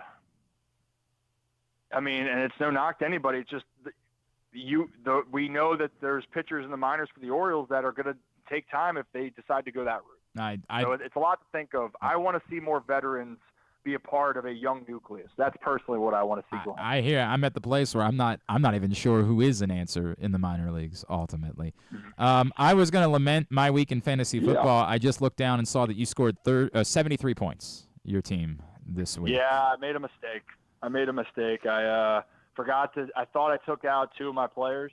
Oh God, Ryan, this is the type of you're supposed to be the commissioner of the league. Like, what the hell is going on number here? Number 1 seed last year, usually at the top. I think I won the first year. It's tough. This is bad. I just looked at it. Yeah, this is bad, man. You lost to somebody who scored 79 points. I know. I'm not happy about it. Ooh, you're talking about some of your most disappointing moments. Yeah. I think you need. That I did while I played. It was this. I think you need to meet with the media. I think you need to go in front. I think you need to take some accountability. I think this is shameful, honestly. I think this is one of the worst things. Look, man, I think that I actually think you owe some Oklahoma drills today, to be honest with you. That's where I think we're at. Oklahoma drills are gassers, where you run like 50 yards. Yeah, I'll take that. I'll take that. I'll take some gassers. We could do it that way. Yeah, I got to. It's unacceptable, and it starts with me. I told the guys in the locker room that Thank too. you. Thank you. It starts with I me. appreciate the accountability. We need that. What's all about accountability, Glenn? What's your schedule like this week, dude? What am I doing? Doing some breakdowns here with football, with Q coming up. Obviously, talking a lot of baseball. And for baseball fans, we were supposed to have Cole Irvin the other day. A little bit busy checking in with him. He's such a great dude, and maybe some big baseball writers as we get ready for the postseason. So stay tuned on that on the Ryan Ripken Show. That's the Ryan Ripken Show. And, of course, you can follow Ryan as well at Ryan Ripken Show on Twitter. Always appreciate you, buddy. Thanks for taking the time. Let's talk again real soon, all right? I appreciate you guys. Have a great rest of your Tuesday. It's Ryan Ripken with us here on GCR. Orioles do open up a series in New York tonight. I keep coming back to, because it's Eflin tomorrow. We talked about it yesterday. Eflin tomorrow, Burns Thursday. Do you try to force it so that Burns starts Tuesday? Or do you just say it's just as well Eflin starting game 1 and Burns starting game 2? You need them both to pitch. The real problem is, when does the next, if you win that series, which is a giant if, is about the biggest if that there could possibly exist. The next series would start on Thursday, Friday. Saturday is when it starts? I believe so, because that's when it started last year, right? And they didn't alter that because they of didn't. the... Oh, I guess it makes... Because if it goes 3 games, it would have to go to Thursday, so it couldn't start on Friday. So you'd be looking at a scenario where then Burns wouldn't be available until Game 3 of a division series if you start him in Game 2. Whoever you start in Game 2 of the wild card series, because that would be Wednesday, would not be available. You couldn't turn around and have them pitch on Sunday in Game 2. So you'd be in a spot where whoever pitches Game 2 would not be available until Game 3. Now, I guess the real issue is neither one of them would be available to pitch to make 2 starts in a division series. So game 1. So Eflin or whoever starts Tuesday, right, would not be able to start again until Sunday. Yeah. And so you'd be taking them out of Wait a minute. Hold on. So and that's even on normal. I mean, like that's. So this is weird. So I'm looking at the division series dates now. The ALDS. So all four, the NLDS, both the NLDSs, both the ALDSs, will start on Saturday, October 5th. Right. And then but just then they the stagger. NLDS. Yeah. So that is So significant. the ALDSs won't So then, are start they until doing? Monday. Are they doing another travel day after that, or are they doing no travel day? They are doing another travel day. So that's insanity. So they play the 5th, the 7th, and the 9th. But it doesn't really help because what you really need is an extra day before game 1 so you could line up whoever starts game 1 of the wild card series. You can't get that. So you're going to have somebody else start game 1. So Dean's starting game 1. Well, if there's a game 3 of if there's no game 3 in the wild card series, if Burns and Eflin go out there and shove, they win both games 1-0. Perfect. I mean, if they go out there and shove, then yes, you could start Dean or do the Dean Suarez combo platter in game 1 of the division series. I think the more interesting thought in all of this for them might be, do they hope that Grayson Rodriguez could be ramped up to be a game 1 starter? Do you almost try to leave him out of the equation for the wild card? I mean, if you need him, you use him. But do you almost purposely try to leave him out of the equation in hopes that he could give you 4 innings in game 1 of a division series? Again, I get how absurd this sounds because we don't believe they can win even a baseball game at the moment. We are hard-pressed to feel like they can win anything at all. But in a world where this were to happen, is that any thought process that they have in their mind that maybe we, hold off and we would potentially have Grayson to start and give us at least 3 to 4 innings in game 1 of a division series. Then to the point, whoever started game 1 of the wild card series would be available for game 2. The problem being, whoever starts game 1 would also be who you would start in a hypothetical game 5 of a division series. Right. So, Cade Povich. Trevor Rogers, we've got it all figured out. That's going to be the answer. That's who's starting. It's rough, man. It's rough. They got 2 pitchers. That you believe in. You can win a wild card series with 2 pitchers. But then those 2 pitchers can only make combined 2 starts in the division series if you get there. So, vibes, bro. That's what we're doing this on. We're just hoping to vibe our way through doing something in the playoffs. It's what it is, man. It's what it is. I am interested in the specific, do they try to turn around? Is it so important to them that Burns start game 1 of the wild card series that they do? It would be, Thursday, so Friday, Saturday, Sunday, Monday. It would be, you could call it normal rest, but it's really short rest. It's just the question of what we saw them do where they purposely try to go with the 6-man rotation earlier in the year. Did they do that sort of saying, hey, once we get to the playoffs, bro, there's no extra days. Like, I'd like to take a break. There's no extra days. You're just going. Like, every 5th day, that's the way that it is. And if that's something they worked out with him, then he starts game 1. But do they need to do that? Would they be better starting the more rested guy for game 1 who's also been outstanding, who's arguably been your ace in the second half of the season, and just start Corbin Burns in game 2? Then the scenario where you lose game 1, you have Corbin Burns available to you for game 2. I don't know. We'll see. Fun times. Super fun times. We're all having fun. Everything is good. The Bengals lost. We do have that going for us, which is nice. Project Game Day returns this Sunday. Myself, Femi, Rita, KZ, Stecca, the whole crew will be with you for Project Game Day following Baltimore, Buffalo, Sunday night. So late night show, PressBoxOnline.com/game day. Come hang out with us for that. We will see you for Project Game Day. It's all brought to you by the Maryland 5-Star, Easy Pass, HelpMyGamblingProblem.org, and the Green Turtle Sportsbooks in Towson and Canton. We are going to talk some Waiver-Wire Wednesday. Do we buy into the Carolina Panthers? Are we fab moneying Andy Dalton? Andy Dalton? In 2024? We'll pose that to Joe Serpico next. It's Glenn Clark Radio. The ultimate fan experience awaits you at Sports and Social Maryland. See how we're raising the sports bar with our massive 100-foot media wall featuring 40 HD TVs and a 47-foot big screen. Bet on your favorite teams and this year's biggest events at the FanDuel Sportsbook while enjoying your favorite beers and cocktails, plus our delicious takes on bar food classics. Visit Sports and Social at Live Casino and Hotel Maryland at Arundel Mills. Must be 21. Gambling problem? Call 1-800-GAMBLER. Driving in Maryland? Did you know an Easy Pass from DriveEasyMD.com can save you time and money? Of course you did, because you are a thrifty driver. An antenna reads your Easy Pass transponder and automatically deducts the toll from your Easy Pass account. Learn more at DriveEasyMD.com. PressBox's Project Game Day is the place to be after every game this season. Join Glenn Clark, Rita Hubbard, Super Bowl 35 champion Femi Ayanbadejo, and our cast of regulars as they break down what happened, why it mattered, and what it means moving forward. You can watch the show at PressBoxOnline.com/GameDay or PressBox's Facebook and YouTube pages.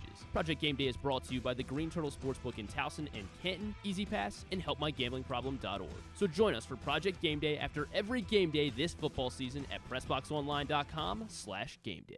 Treat yourself and taste the Baltimore tradition that is the legendary Costas Inn. Hey, it's Stan the Fan Charles. For over 50 years, the Costas Inn has been a Baltimore original, dishing out their legendary fat, delicious, award-winning crab cakes and steamed crabs. It's crab season, so sit back and crack some crabs while watching the Birds pursue another divisional title on Costas's 15 TVs. On Monday night, the Costas Inn offers their half-pound jumbo lump crab cake with 2 sides for under $30. So head on down to the Costas Inn today at 4100 North Point Boulevard or visit them at CostasInn.com. The votes were all counted, and the results are official. Royal Farms was named #1 for food in the USA Today 10 Best poll, receiving more votes than any other convenience store chain in America. The next time you want to get some good food fast, doesn't it make sense to go to Royal Farms? Voted best in the USA and home of world-famous chicken. Real fresh, real fast. Royal Farms. Gambling can be a fun and entertaining experience, but there are risks involved. If you're planning on betting on the game at the casino or on your phone or computer, know your limit, stay within it. Set a budget and a time to stop. Remember, gambling isn't a financial solution, and it doesn't mix well with alcohol or drugs. Know the risks and have a plan before you begin gambling. For free and confidential services, call 1-800-GAMBLER 24/7 or go to helpmygamblingproblem.org. Brace yourselves for an unparalleled in-person betting experience at the Green Turtle Bet Park Sportsbook and Bars in Canton and Towson. Experience the thrill of live betting with Baltimore's only state-of-the-art Vegas viewing TV experience. Choose between our on-site tellers or the convenience of our self-bet kiosks to place your bets. Gather your betting buddies and head over to the Green Turtle Bet Park Sportsbooks today. Green Turtle Bet Park Sportsbooks in Towson and Canton. The ultimate destination for game day excitement, great food, and live in-person betting. Must be 21. Please play responsibly. Gambling problem? Go to mdgamblinghelp.org. Coming back in here with Glenn and the other guy, Garrett, whatever his name is. You know who they are. Yeah, we didn't talk about that yet today. The Ravens did add Unique Ngakoue. Which is hilarious for a few reasons. Like, one, this is where Unique Ngakoue is, that he's available in week 4 and has to sign to a practice squad because there's no interest. Then 2, it's hilarious because how badly it didn't work for the Ravens the first time they tried the Unique Ngakoue experiment. So presumably they're not bringing him back trying to force him to be an all-down linebacker, because I would like to think that we have our answer about his ability to be an all-down linebacker. I just don't think that's something that could even be fathomed at this point. Now, why that was fathomed to begin with, I will never... my entire life, there will be a lot of things that I will never understand, and very high on that list will be the Unique Ngakoue thing. Why you would bring in someone who definitively could not be an all-down linebacker and still try to force them to being an all-down linebacker. Like, I remember doing the show and saying, well, they must be changing their philosophy and just now deciding they'll put somebody on the roster who they allow to just pin their ears back and get after the quarterback. And then they didn't do that, which was flummoxing to say the least. Like, I'll never get it. I can't fathom going back to it and thinking the same thing. Obviously, Zach Orr was on the staff Not in a prime coaching role, but I think he was still an analyst at that point in his career. So presumably there's history with Zach Orr and Yannick Ngakoue, and Zach Orr's comfortable with it. When they add him to the roster, I'm not sure. I don't even know that it's a definitive thing, as much as it's like a let's scratch this. Obviously, you can put him on the game day roster a couple times before you'd have to sign him. Then the other question is there some injury that we don't know about coming out of Sunday's game? And that's always the concern when you see a signing like this is there something we don't know? So I guess we'll see as this week goes on. But the Ravens do indeed add former Terp, Yannick Ngakoue, and former Raven, Yannick Ngakoue, back to their practice squad yesterday. It's Tuesday. On Tuesdays, we preview Waiver-Wire Wednesday. Joining us now, he is our PressBox fantasy football analyst. He's Mr. Joe Serpico. What's going on, brother? How are you? Glenn, I see you're still trying to make people sick with your food choices. Woo, boy. Not. I could pass on ever doing tripe again if it's certainly not the tripe that Griffin just preferred. I don't think any of these will be. I'm sure that you guys have started selling the ranch spaghetti at the restaurant, correct? That was quickly added to the menu? Not whatsoever, but No? I did get a bunch of people to reach out to me after the fact asking what the F was I doing. And what you mean is that they started trying it themselves? That was what you meant? They said, maybe you're onto something? No, they think I'm out of my mind. Well, and you are, as well. Yeah. Well, we are, 100%. That's the reality of the circumstances. All right, Joe, of course, is always brought to you by Live Casino and Hotel, and he's going to be hanging out with me at Live Casino and Hotel, Inside Sports and Social, this Thursday night, getting you ready for Dallas, New York, and more importantly, Joe is just there to render services. That's what this is. This is a service rendering opportunity. So, like, you have a quilt that you haven't been able to finish recently, just bring it, and Joe will finish knitting it for you. That's what I'm now being informed that's not what. Oh, okay, just fantasy. Sorry, Joe. My apologies. Just fantasy football. I get it now. So what you're going to do, you're going to show up on Thursday night. Sports and Social, Live Casino and Hotel, which is always the best place. First of all, Thursday night, there's a football game going on. There's an Orioles game going on. There's multiple things that you want to watch. You got the giant media wall, 100-foot media wall in front of you, the ability to watch everything as you're getting your bets in, the whole deal. So start with that. But two, leading up to the game, Joe is going to be waiting for you. You're going to walk right up with your phone, and you're going to say, hey, dude, fix my fantasy team. And he's going to magically do it. Every single one of you is going to win your championship after you consult with Joe Serpico on Thursday night. I believe he said he guarantees it or he'll eat more spaghetti and ranch. Wasn't that what we put that in the contract, right? That, Joe? That was the... I don't know about that, but you're more likely to get that out of me than me knitting for you. That's for sure. Fair enough. So he's going to do that. Really, honest to God. Just bring up your phone. Say, hey, man, I just need some advice. I need some help. I need some guidance. And he'll help you set your lineup for the week, but he'll also look at your roster and say, dude, there's no reason for you to be carrying this player. You're not going to use him. And then maybe suggest a trade that you could offer. He can look at all the other rosters in your league and suggest trades. This is time for legitimate one-on-one fantasy football consultation. This isn't like a quick hitter on the radio, like start this guy, sit this guy. This is actual. He will spend time with you on Thursday night inside Sports and Social. So looking forward to that. Then I'm going to have some great giveaways as well during the course of the game. It's just going to be a fun night as we'll be hanging out with you, Sports and Social, inside Live Casino and Hotel. So, Joe, with that in mind, as we look to Waiver-Wire Wednesday, what do we say about the Carolina Panthers? Well, we kind of talked about it a bit last week. I said I had a feeling they would be a little bit more formidable with Andy Dalton under center, and that was absolutely the case. We saw Deontay Johnson have his first 100-yard game of the season. We saw Chuba Hubbard also have his first 100-yard game of the season. It just looked way better with Dalton under center, and that was one of those things you kind of expected with a veteran at the helm there. And I kind of like the next matchup for them, too, because it's Andy Dalton heading back. I can't remember if they are heading to Cincinnati or if it's at home, but he will play his former team, the Bengals. Well, so, they don't have a great defense. defense. Guys are exactly. So, yeah, and it's one of those things where, they look a lot better now, so you can feel a lot better about starting your Hubbard and Deontay Johnson as opposed to, literally just a week ago, those were borderline flex guys, to say the least. So let me cover both of this. So Deontay Johnson, how hard are you going after him if he happens to still be available in your league? Oh, I'm one of those people that dropped him in one league this week just because I needed to make a roster room. But yeah, he's somebody that I'm with Andy Dalton under center. You have to reconsider, in my case, to pick back up. But I'm not going too crazy because let's face it, they are still the Panthers. They're still going to have games where, they're going to be lackluster. This is just a one-time thing. We could be literally talking about the polar opposite next week.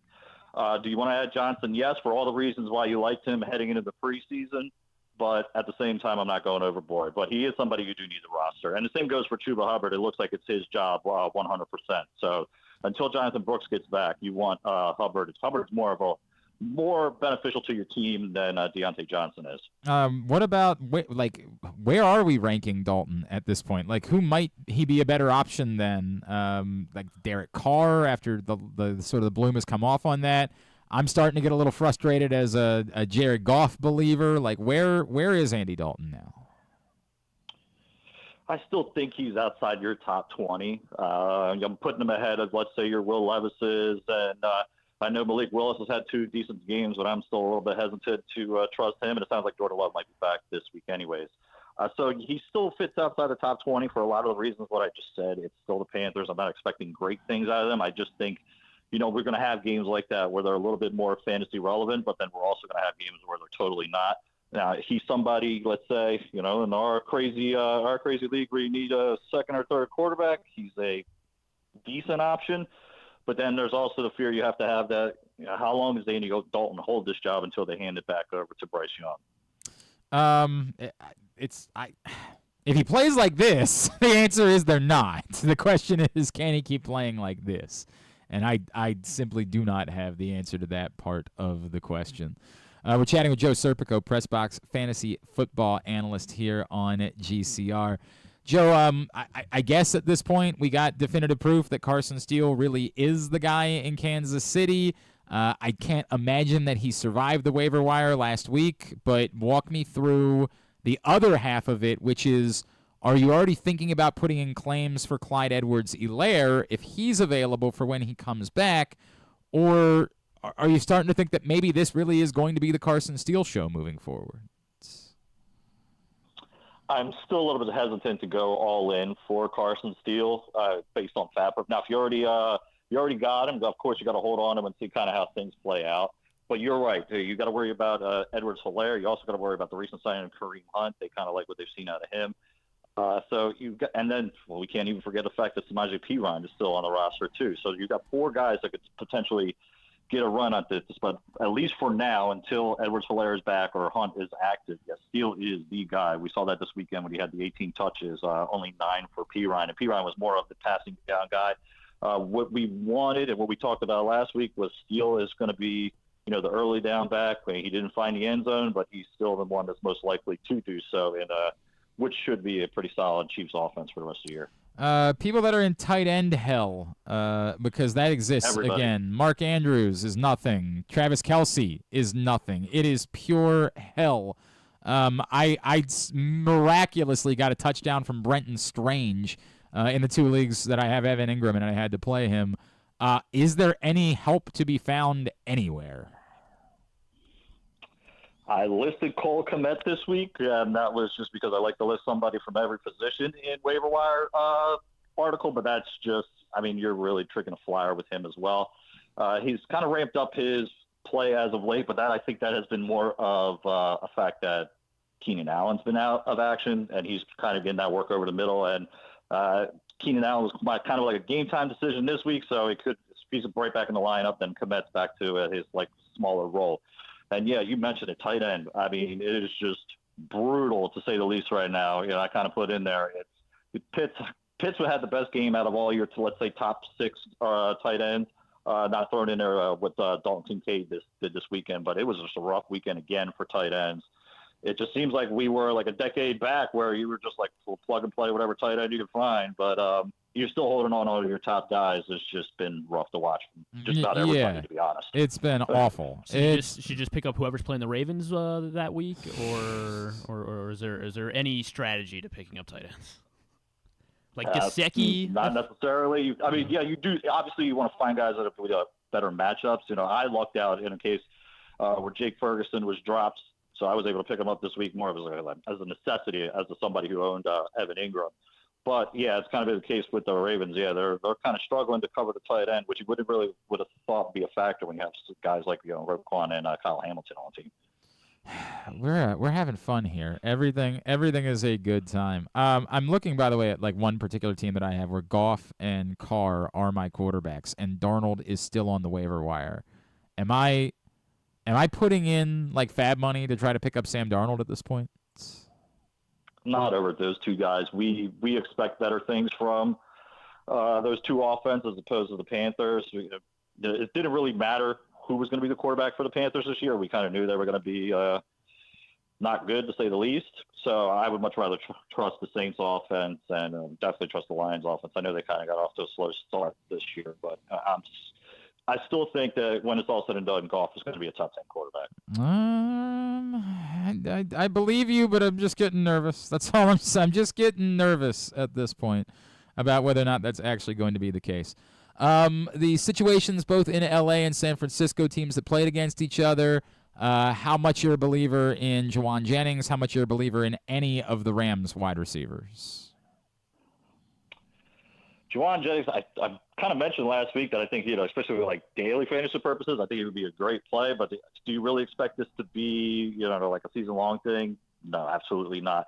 Beneficiary of George Kittle and Deebo Samuel being out. Now, a lot of people thought that, Brandon Ayuk was going to be the one that had the bigger game. He still had 10 targets, so it's not like you can say they did try to get him the ball. It's just Jennings made the plays with the opportunities that he was given, and he's always done that. Whenever he's kind of stepped into that role, he's always been a sneaky kind of fantasy guy. But, again, he's not somebody you could truly rely on week to week. So that's what makes it a little bit difficult. Do you add him? Yeah. Again, daily fantasy, kind of a better play. I'm not sure I'm starting him in your traditional, redraft leagues unless they're kind of deep. And then in regards to the Rams, it's kind of hard to tell how that situation, because they definitely tried to make it more of a spread out circumstance this weekend as opposed to what we were kind of hoping Demarcus Robinson would get feeded the most. It looked like they really, really wanted to make sure that Kyron Williams got a lot of touches, got to keep the ball out of the 49ers' hands there. So the Rams situation is a little bit tough, but I'm still probably leaning more towards Demarcus Robinson and Tyler Johnson as your top two there. But again, kind of the same thing as I was just saying with Jennings. They're kind of home run hits or major busts, so they're kind of hard to start regardless of your situation. Yeah, that's the reality. That's where we are. All right, anything else that going into this week seems to matter for you? The biggest one I'm going to say is if he's somehow still available, we talked about him a little bit last week, it's Bucky Irving. I think it's now. I don't even think I saw him on your list, and I was like, where is he available? Like, what world? How am I not in that league? Well, so like I said, I always try to the barometer I use is if they're available more than 50% of leagues, which even I was just like, how is he still available in this many leagues? Yeah. But if you're in one of those that he's available, he's a must add. I think. It's only a matter of time before he gets truly all the work there. They're slowly phasing Rachaad White out into just the passing down role, and then Irving is – every time he touches the ball, it's just a much bigger play. White has kind of been stuffed at the line every time. Irving is picking up the yardage. So if Irving's available, you've got to grab him. And then, quickly we can touch on the situation in Houston. If Cam Akers is available, I know he played kind of a stinker this week, but – must add just because I expect a better outcome with that Texans offense going into this week. All right. Very good. Joe Serpico, at Joe Serp on Twitter is how you follow him. Of course, PressBoxOnline.com is where you see his stuff. And I will see you this Thursday night, Sports and Social inside Live Casino and Hotel Maryland, as we'll be hanging out, getting you fantasy football consultation and getting you some great giveaways during the course of the game. Appreciate you, buddy. See you then. Yep, looking forward to it. That is our guy. That's Joe Serpico, PressBox Fantasy Football Analyst. All right. A couple of things. Number one, I lost in spectacular fashion last night. Heartbreaking. I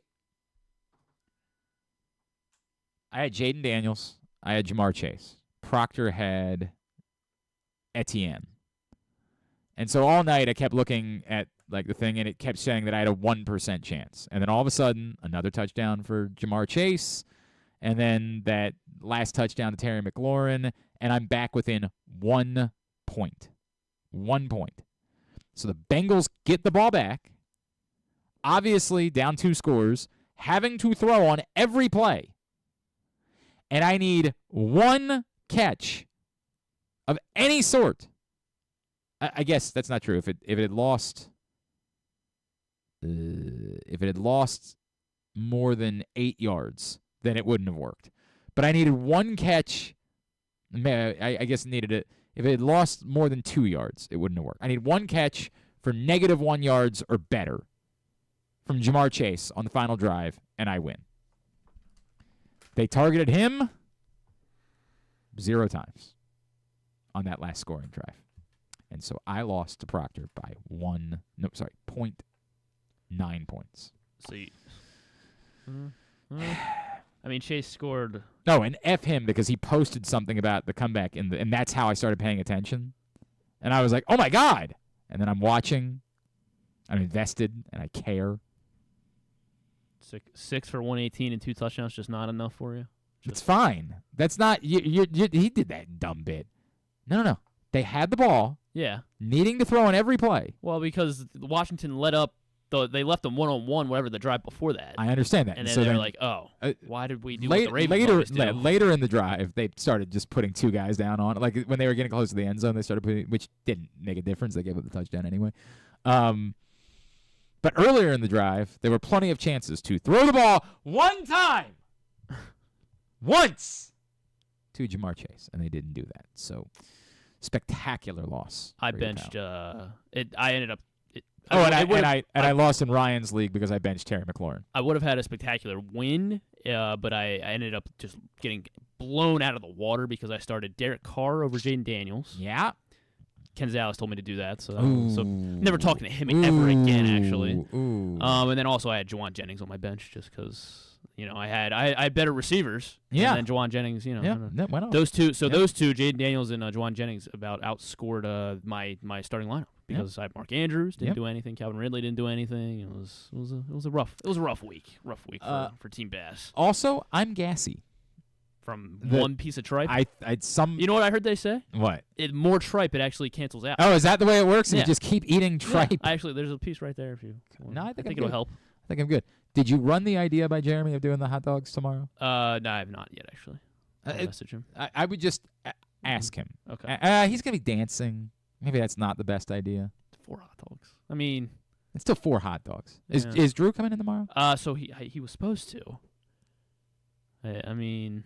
Well, I'm okay with them both being here. Yeah. I actually think in a bizarro world, we can get some content out of that. Although we have a lot of other things that are scheduled for tomorrow, which is tough. But we can work around that. We're professionals. Well, we're not, but, we can pretend to be professionals for the day. I'm okay with them both being here. I'm okay with that. I think that would actually be fun, in a way, that they would both be here. I mean, like, my God. Maybe it even cancels each other out in some bizarro world. All right. Hey, Joe was also brought to you by Live Casino and Hotel Griffin. Yes, because every time that Baltimore or Washington's football teams have a home game and they score a touchdown, which it seems like Washington may be scoring more touchdowns than we thought at the beginning of the season, you get free $7 in slot play. Live Rewards members do.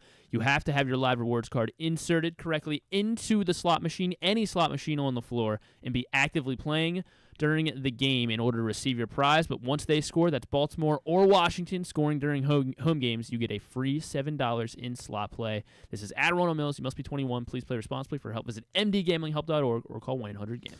All right, when we come back in, we'll get a tidbit. We'll get tubular. We will wind things down for a Tuesday edition of Glenn Clark Radio. At A.J. Michaels Heating and Cooling, you get maximum value for your investment. You'll save 50% in heating costs, get $6,000 in rebates, and a no-interest energy loan. That's value. Find us at ajmichaels.com. That's ajmichaels.com. Experience the thrill of the Mars Maryland 5-Star at Fair Hill, presented by Brown Advisory, coming October 17th to the 20th. See the world's best equestrians compete in the sport of eventing, the ultimate test of horse and rider. Enjoy a weekend festival featuring locally sourced food at the Fresh Food Fest, a beer, wine, and spirits showcase, shopping, and fun for all ages. Check out the Maryland Corgi Cup, interactive kids corner, and more. It's the place to be in October. Visit maryland5star.us for tickets. Treat yourself and taste the Baltimore tradition that is the legendary Costas Inn. Hey, it's Stan the Fan Charles. For over 50 years, the Costas Inn has been a Baltimore original, dishing out their legendary fat, delicious, award-winning crab cakes and steamed crabs. It's crab season, so sit back and crack some crabs while watching the Birds pursue another divisional title on Costas' 15 TVs. On Monday night, the Costas Inn offers their half-pound jumbo lump crab cake with 2 sides for under $30. So head on down to the Costas Inn today at 4100 North Point Boulevard or visit them at costasinn.com. Make the most out of every day in your Toyota RAV4. Available in hybrid or gas-only models. A RAV4 can get you where you want to go in style. Check out buyatoyota.com for deals on new RAV4s from your local Toyota dealer today. The drug scene in Maryland is changing. Fentanyl and xylazine are being added to street drugs, and you may not even know it. Xylazine is not even intended for humans, and fentanyl is an opioid 50 times stronger than heroin and contributed to over 80% of overdose deaths in our state. Anyone who uses drugs, even occasionally, is at risk of overdose. To learn more, visit stopoverdose.maryland.gov or call or text 988. The votes were all counted, and the results are official. Royal Farms was named #1 for food in the USA Today 10 Best poll, receiving more votes than any other convenience store chain in America. The next time you want to get some good food fast, doesn't it make sense to go to Royal Farms? Voted best in the USA and home of world-famous chicken. Real fresh, real fast, Royal Farms.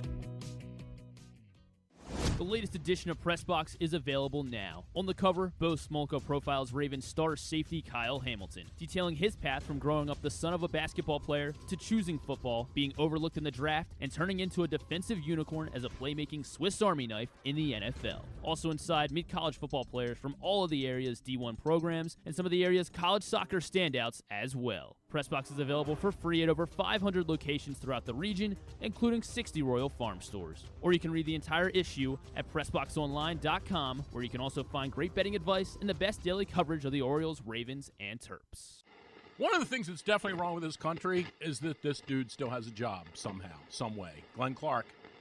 Hey, experience the 36th annual Maritime Magic, the best benefit on the Baltimore waterfront. This unforgettable event supports the Living Classrooms Foundation's important work and takes place on Friday, October 4th from 6 to 10 p.m. Enjoy a night filled with delicious food and drinks from Baltimore's top restaurants and caterers, alongside live performances by the Motet. Join our guests in festive casual attire as we gather under the stars with a spectacular view of the Baltimore Harbor from the Frederick Douglass Isaac Myers Maritime Park and Museum in historic Fells Point. Don't miss this incredible night. Get your tickets and sponsorships at livingclassrooms.org/maritime-magic. All right, winding down for a Tuesday edition of the program. So this was a weird moment yesterday. I don't want to say I'm wrong or that I was wrong. I ended up going back and forth with a few folks yesterday. I don't know if you probably heard John Harbaugh address the should-be safety during the press conference. And he said that he was informed by Ronald Tolbert, the official, that it was a loophole in the rule. That because the ball was thrown to someone, they couldn't throw a flag for intentional grounding.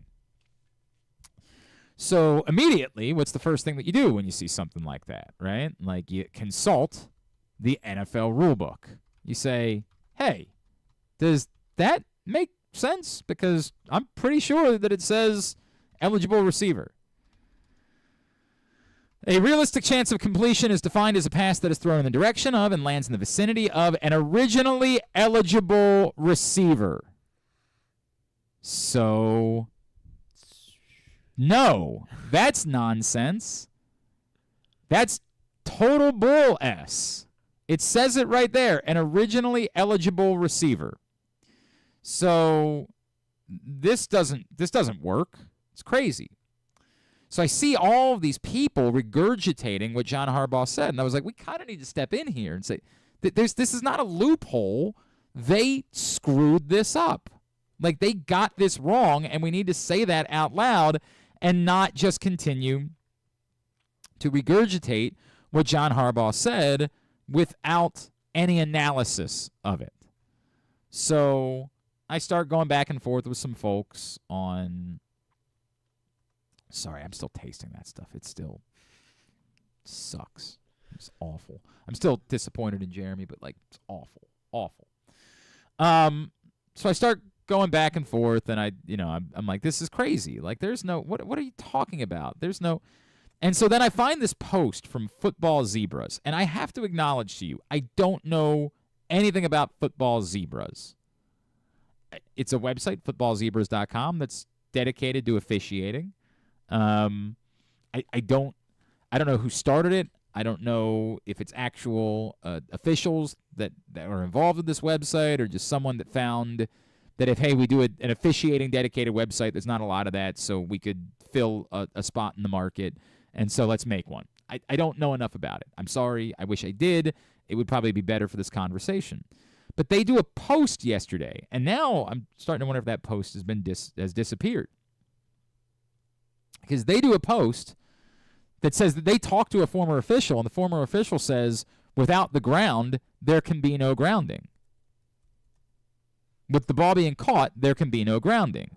Now, I read that, and I say, that's insanity. But then I go back and I reread the way the rule is written. Intentional grounding. It is a foul for intentional grounding if a passer facing an imminent loss of yardage because of pressure from the defense throws a forward pass without a realistic chance of completion. A realistic chance of completion is defined as a pass that is thrown in the direction of and lands in the vicinity of an originally eligible receiver.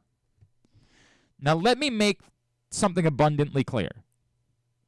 I do not believe that the officials on Sunday knew the literal word-to-word definition of this rule and said, well, it says it has to land in the vicinity of, and it didn't land, so we can't call it grounding.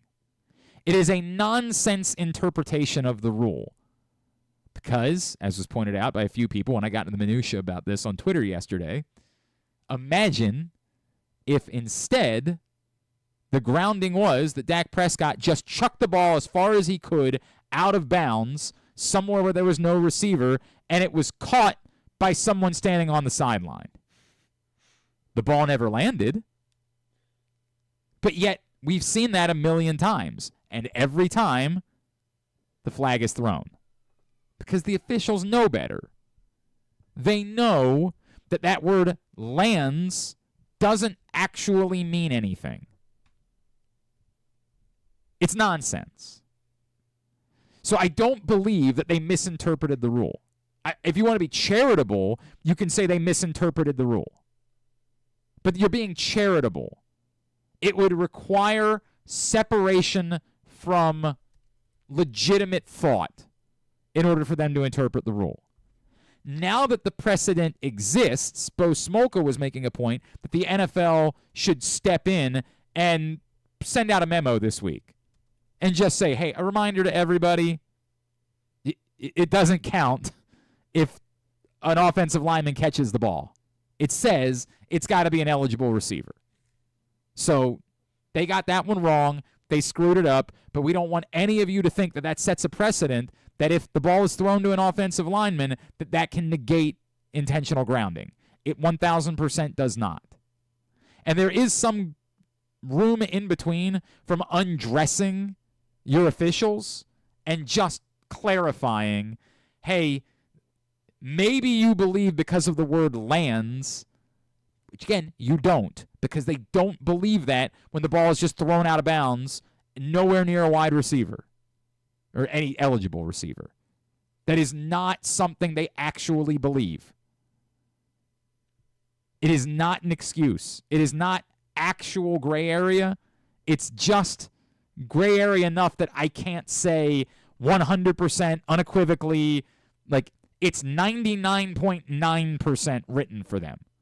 But there's this 0.1 that if it went to court, maybe a lawyer would do everything in their power to argue their way out of it by saying, well, it says it's got to land, which again, we all know is nonsense. Imagine if the ball bounced off the foot of a receiver and flew out of bounds 30 yards the other way, saying, well, it didn't land. Landed, yeah. It didn't land.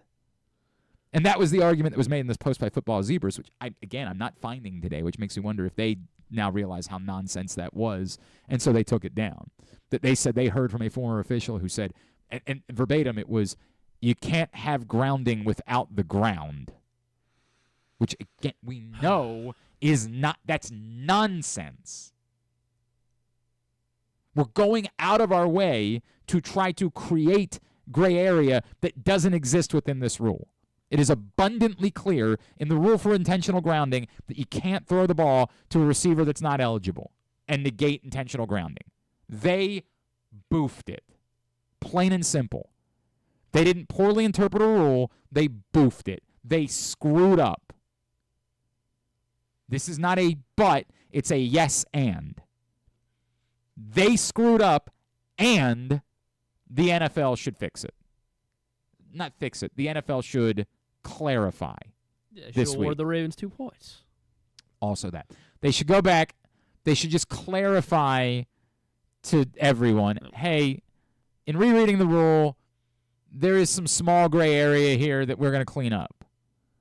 Obviously, the ball does not actually have to hit the ground for there to be intentional grounding, which you all know because you know you would throw a flag for intentional grounding if the ball was thrown out of bounds, which we see perhaps most frequently on receivers or quarterbacks that get out of the pocket but don't get the ball back to the line of scrimmage, right? Like we say that all the time, where they try to fling the ball, but they can't get it back to the line of scrimmage. The ball doesn't hit the ground. It goes to the sideline. Nobody knows what happens to the ball.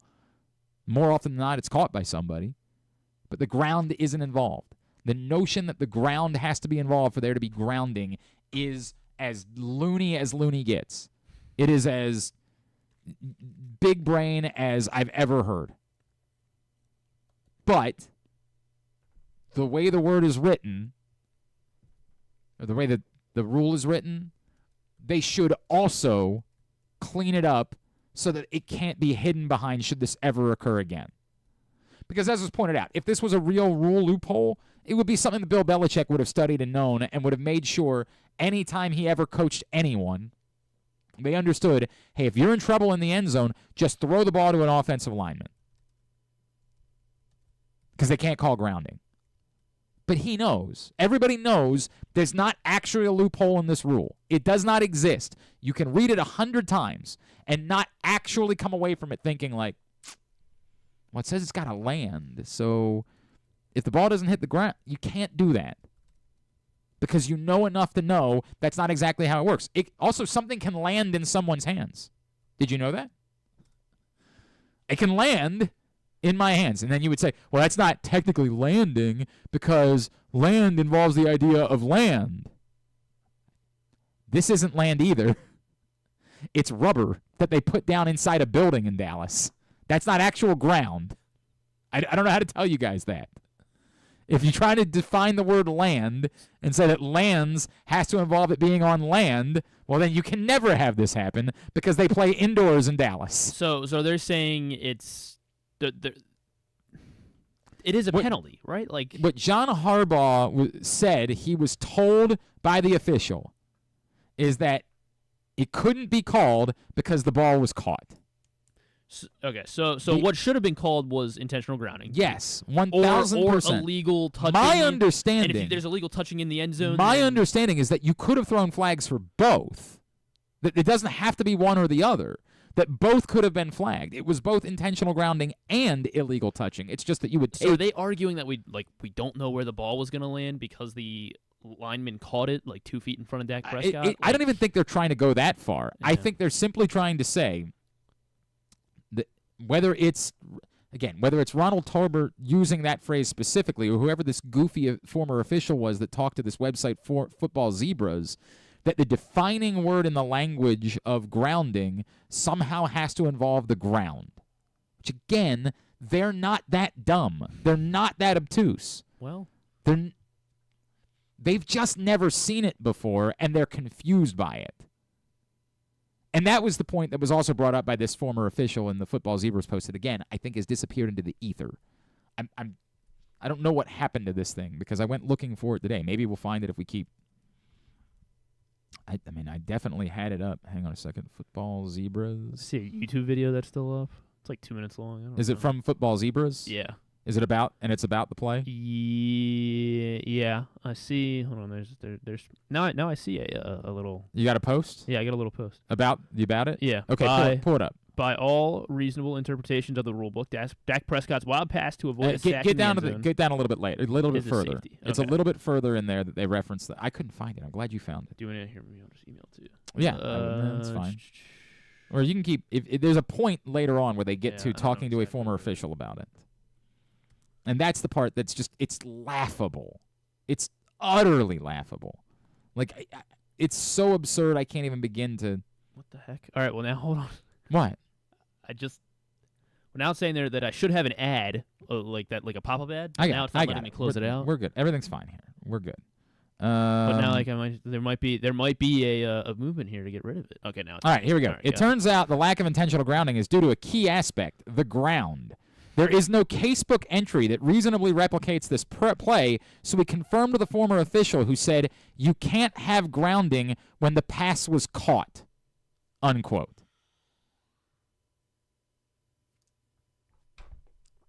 Again, it doesn't work. No matter how badly you try to make that work, it doesn't. It is as big brain as big brain gets. So if he bobbles it and bobbles it 10 yards down the field and it falls at the feet of CeeDee Lamb, who's a that would absolutely be. If he bobbles it and it keeps going, if it gets to an eligible receiver, then that negates the penalty at that point. But the point being, they know, if this website had turned around and asked the same former official, okay, but what about something that's thrown to the sidelines and caught and doesn't hit the ground? In order to make that part of it work, you have to clarify, well, but that's not an eligible receiver. That's not a player in the game. There is nothing in the rule that negates the penalty, the eligible receiver part of it. Nothing. The only part of the way the rule is written that could make anything about what this sentence is from a former official make any sense is the word land. And again, we know that doesn't matter because we know that a ball that's chucked out of bounds, not in the direction of a receiver, is going to be called intentional grounding because we know the word lands doesn't matter. It's poppycock. It's somebody hearing Ronald Tolbert say there's a loophole in the rule and then trying to solve for that. Not for common sense, not for actually what they're trying to solve for. How might Ronald Tolbert be right? He's not. Beyond a shadow of a doubt. It requires a separation from reality to think that the word lands, in that, as it's written in that sentence, somehow means that intentional grounding says the ball must hit the ground. It doesn't. That's not how it's written in the rule book, which we know because we do have casebook entries about balls thrown to the sideline that don't hit the ground. It's poppycock. So, I mean, it's nonsense. It doesn't change what happened on Sunday. You can't do anything about it. Right. And Bo's point, which I do agree with him, is just now that it's happened, the NFL steps in and just says, "Hey, look, if there's a legal touching in the end zone, or a pass thrown from the end zone, and there's a legal touching, it should be a safety." if the illegal touch occurred in the end zone, it would be a safety. So it is a loophole then because because he caught the ball at the 1 yard line. It doesn't matter. He was on the end zone. It doesn't matter. It's not. That's illegal touching and intentional grounding are two different things. So you're arguing that there's still so that's how I don't know they get around this loophole is that when there's illegal touching from the end zone, the illegal touching doesn't negate intentional grounding. There's nothing in the rule book that says that an illegal touch negates grounding. It doesn't exist. You can comb through it all you want. There is nowhere in the rule book that says if there is an illegal touch, then intentional grounding is negated. It doesn't. It does. There is no loophole. Not at all. Well, it doesn't exist. Because they're arguing that they can't call intentional grounding. I mean, Yes, this nonsense. You grounding? Can't have grounding. I'll read it to you one more time. Yeah. I mean, it is a foul for intentional grounding if a passer facing an imminent loss of yardage because of pressure from the defense throws a forward pass without a realistic chance of a completion. As we know, an illegal touch is not a completion, but I'll read the second sentence anyway. A realistic chance of completion is defined as a pass that is thrown in the direction of and lands in the vicinity of an originally eligible receiver. The only word in that entire thing that could possibly be twisted to try to make the argument is lands. And again, we know that's nonsense because we know that a ball thrown to the sideline that doesn't hit the ground is still intentional grounding. Because we've seen that multiple times. There is nothing in the rule that would be a loophole, that would be a anything. A bunch of dumb people saying dumb things. Well, until the NFL does come out and say they have to reconfirm it. Yeah, they do. This is what every team that snaps the ball on their own 1 yard line, they should have an emergency offensive lineman. 100%. If the NFL doesn't come out this week and clarify it and say, "Hey guys, come on," like that was a very and they can say that was a misinterpretation of the rule. Is the best way that they can say it without trying to trash their official. I'll fire him. That was a misinterpretation of the rule. They don't need to rewrite the rule because you can't rewrite the rule in the middle of the season. It doesn't work that way. But you can say this was a misinterpretation of the rule. We want everybody to know that's not what the rule says. The rule says got to be an eligible receiver. That's intentional grounding. But if they don't, then to your point, 1,000%, every team this week should make it abundantly clear when they're backed up in practice, hey, if we're backed up to the end zone and you're in trouble, just toss the ball to an offensive lineman. 1,000%. If they don't. But it's why there's no world where I can't imagine the NFL doesn't step in and say, hey, guys, come on. We know what that is. Spent way more time on this than I possibly should have. I could do an entire video about how, this is definitely something we should do content with because it's so easy and we try to make it more difficult for the sake of making it more difficult and it just isn't it. But instead, let's get a tidbit. Oh, all right. Yeah, way to be there. You throw me off. It's the end of the show, Griffin. Have you ever thought of taking a cruise to these wonderful destinations with sunny skies and beautiful beaches? Well, wait no longer. We're ready for you to cruise from the Cruise Maryland Terminal. Have a little phrase that you can go from baggage to margarita in about 15 minutes. Choose fun with an array of destinations, onboard activities, entertainment, and world-class cuisine. Contact your travel agent and book your cruise today. Let your adventure begin. All right, what you got? Should my fantasy league be allowed to change our CBA midway through the season? It's not. You're not changing the CBA. Because my friend last night was he just texted in the chat our commissioner. He was like I think we're leaning towards getting rid of tight ends next year, and add a third flex spot. Right. So I was like, why not next week? Yeah, I'd be for it, but no, you can't. The people drafted and they made draft picks where they draft. Well, what if it's unanimous, 10 votes to 0? Then yeah, if it's unanimous, 100%. I would have no. If you put it to everybody and everybody voted the exact same way, but even if it was 9-1, that would not be okay. I agree with that. That's the problem. It would have to be unanimous in season. Okay. Outside of the season, 6-4, done. All right.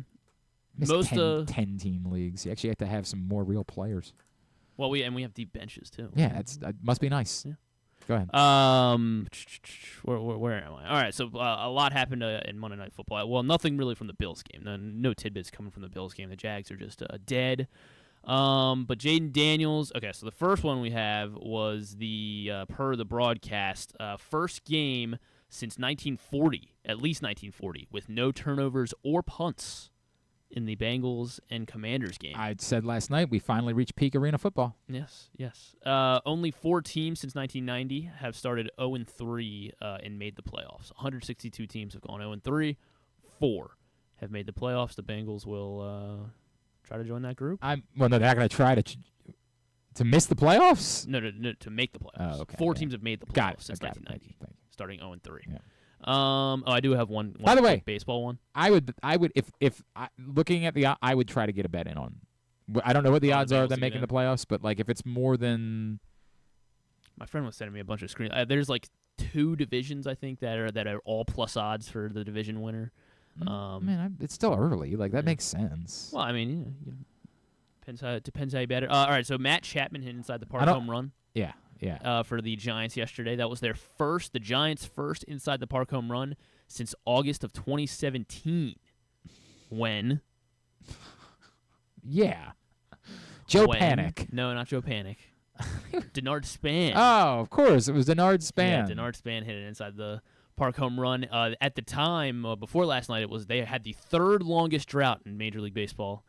Without an inside the park home run. The odds are only at plus 122. I take it back. I'm not biting. I'm not biting on that. I was hoping the number would be over 200. That's where I was hoping it would be, and then I would bite. 2 other teams. There are only 2 other teams with a longer active drought since their last inside the park home run. This goes for Sarah Langs, of course. Sure, it's the Rockies. No, that's because it's the Diamondbacks. No, because it's the Dodgers. It's an American League team. Okay, it's the Tigers. 2 American League teams. The Twins, No. the Angels, the Athletics. Yeah, hey, they have the longest drought in baseball. 2006 was the last time the Athletics had an inside the park home run. It was in Game 2 of the ALDS in 2006. That means it was hit by Terrence Long. No.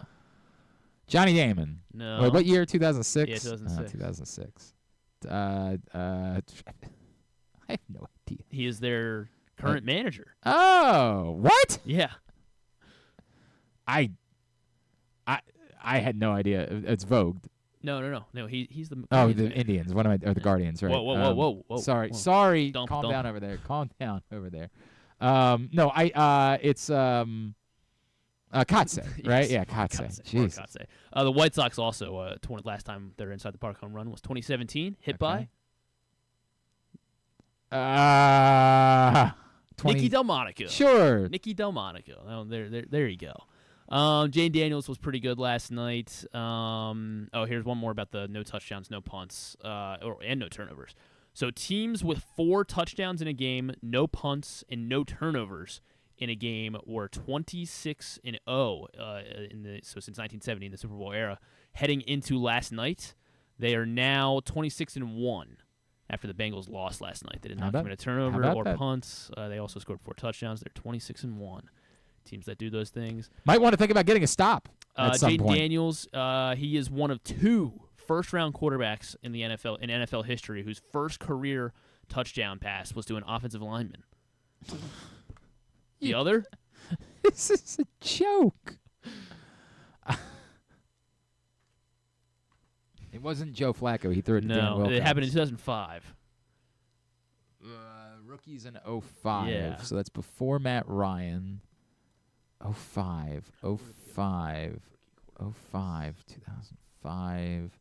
Was that Eli? No. Well, was it Eli? It wasn't Eli. That was the answer. Was that who are the 2005 rookies? 2005. Was that not a good quarterback class? Yeah, he's not a good. Well, no. Okay, so Alex Smith, Aaron Rodgers. Okay. 1 of 2 first-round QBs. Oh, you know what? Oh, because he was not a 2005 rookie. What? He was a didn't 2004. play? He just Yeah. didn't play until 2005? Yeah. Okay, so Was he 2004? I'm trying to confirm. I would assume. Because 2000, he was. He 2004 was the 22nd. so it was. Oh, and it's not Philip Rivers. No, Is not. He was the 22nd pick in the first. 22nd in the pick. 2004. 2004. But that was the Eli Manning Philip Rivers draft, right? I think so. Yeah. 04. Yes. So the 22nd pick, because that was also Ben Roethlisberger. That was a great quarterback draft. 22nd pick, but Eli that guy Rivers at 4. I'm assuming this guy wasn't as good that was picked Big 22nd. Ben at 11. I don't know. He was drafted by the Bills. Drafted by the Bills. The Bills had some crap quarterbacks. Trent Edwards. No. J.P. Lossman. J.P. Lossman. Jaden Daniels and J.P. Lossman. All right. The only two. Also, Jaden Daniels set the record by a rookie quarterback. Highest completion percentage in a single game, 91. Frank Schwab mentioned earlier that they wouldn't let. They were still trying to keep the pass. Like, I know the one that we think of, the Terry McLaurin, was well downfield, but they were still trying to keep everything underneath for the most part in that game. Like, even later in the game, they were still keeping things underneath. Jaden Daniels, I loved him coming out of LSU. He was the guy. Friend of the show. That's right. Former guest of GCR. That's a great point. How many of the top 5 can you? We'll do the top 3, I guess. There's Top some random 3. names on here. Highest completion percentage by a rookie. Minimum 20 pass attempts. For God's sakes. Both happened. If we're rounding out the top 3, the other 2 happened.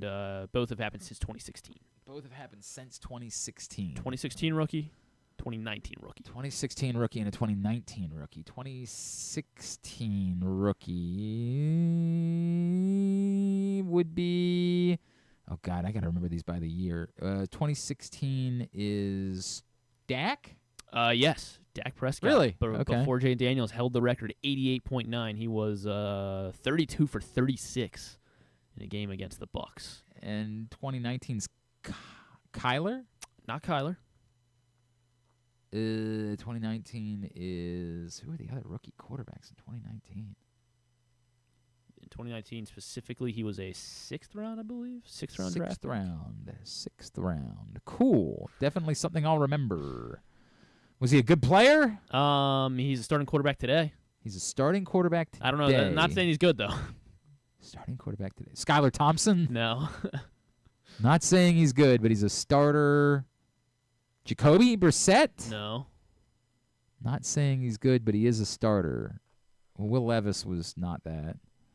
Not saying he's good, but he is a starter. Not saying he's good, but he is a starter. Not saying he's good, but he is a starter. It's not Geno. Maybe I should say for now. He is a starter for now.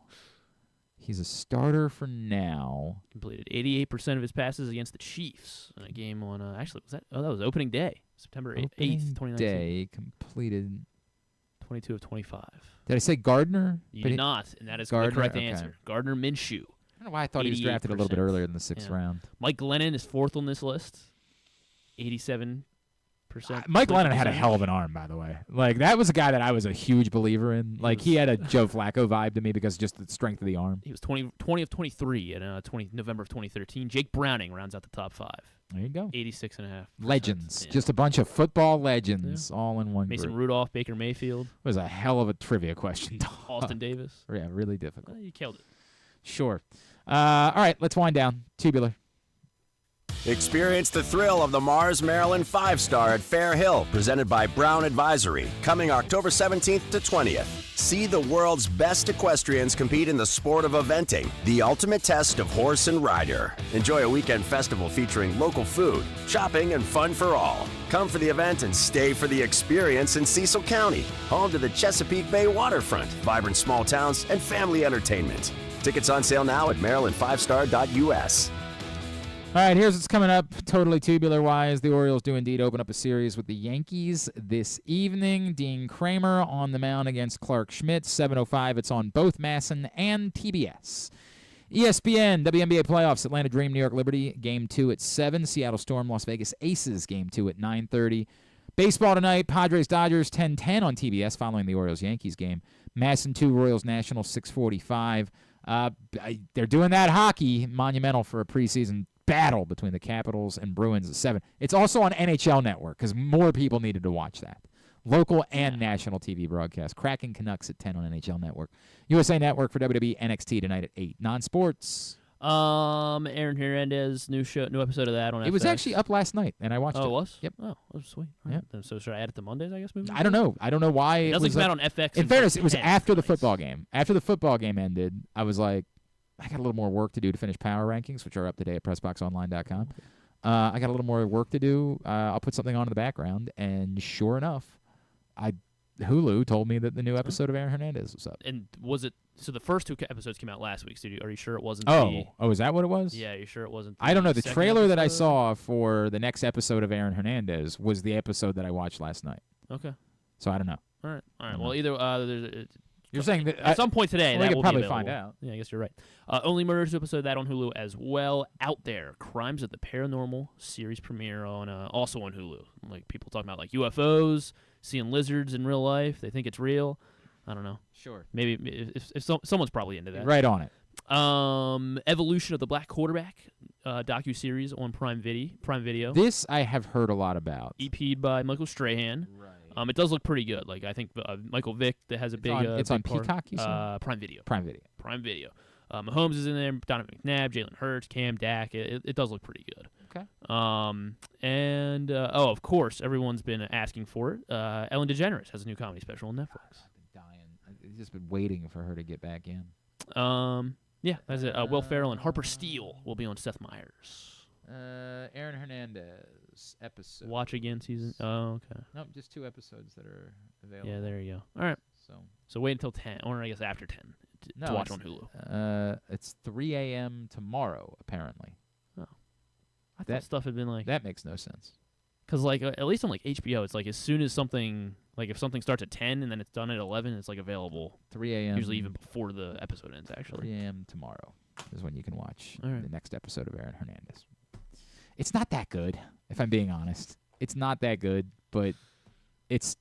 I'd say it's cleared the Clippers show. The Clippers show was dreadful. I mean, it was just awful. It's disappointing because I love Ed O'Neill. Yeah, that was bad. This is...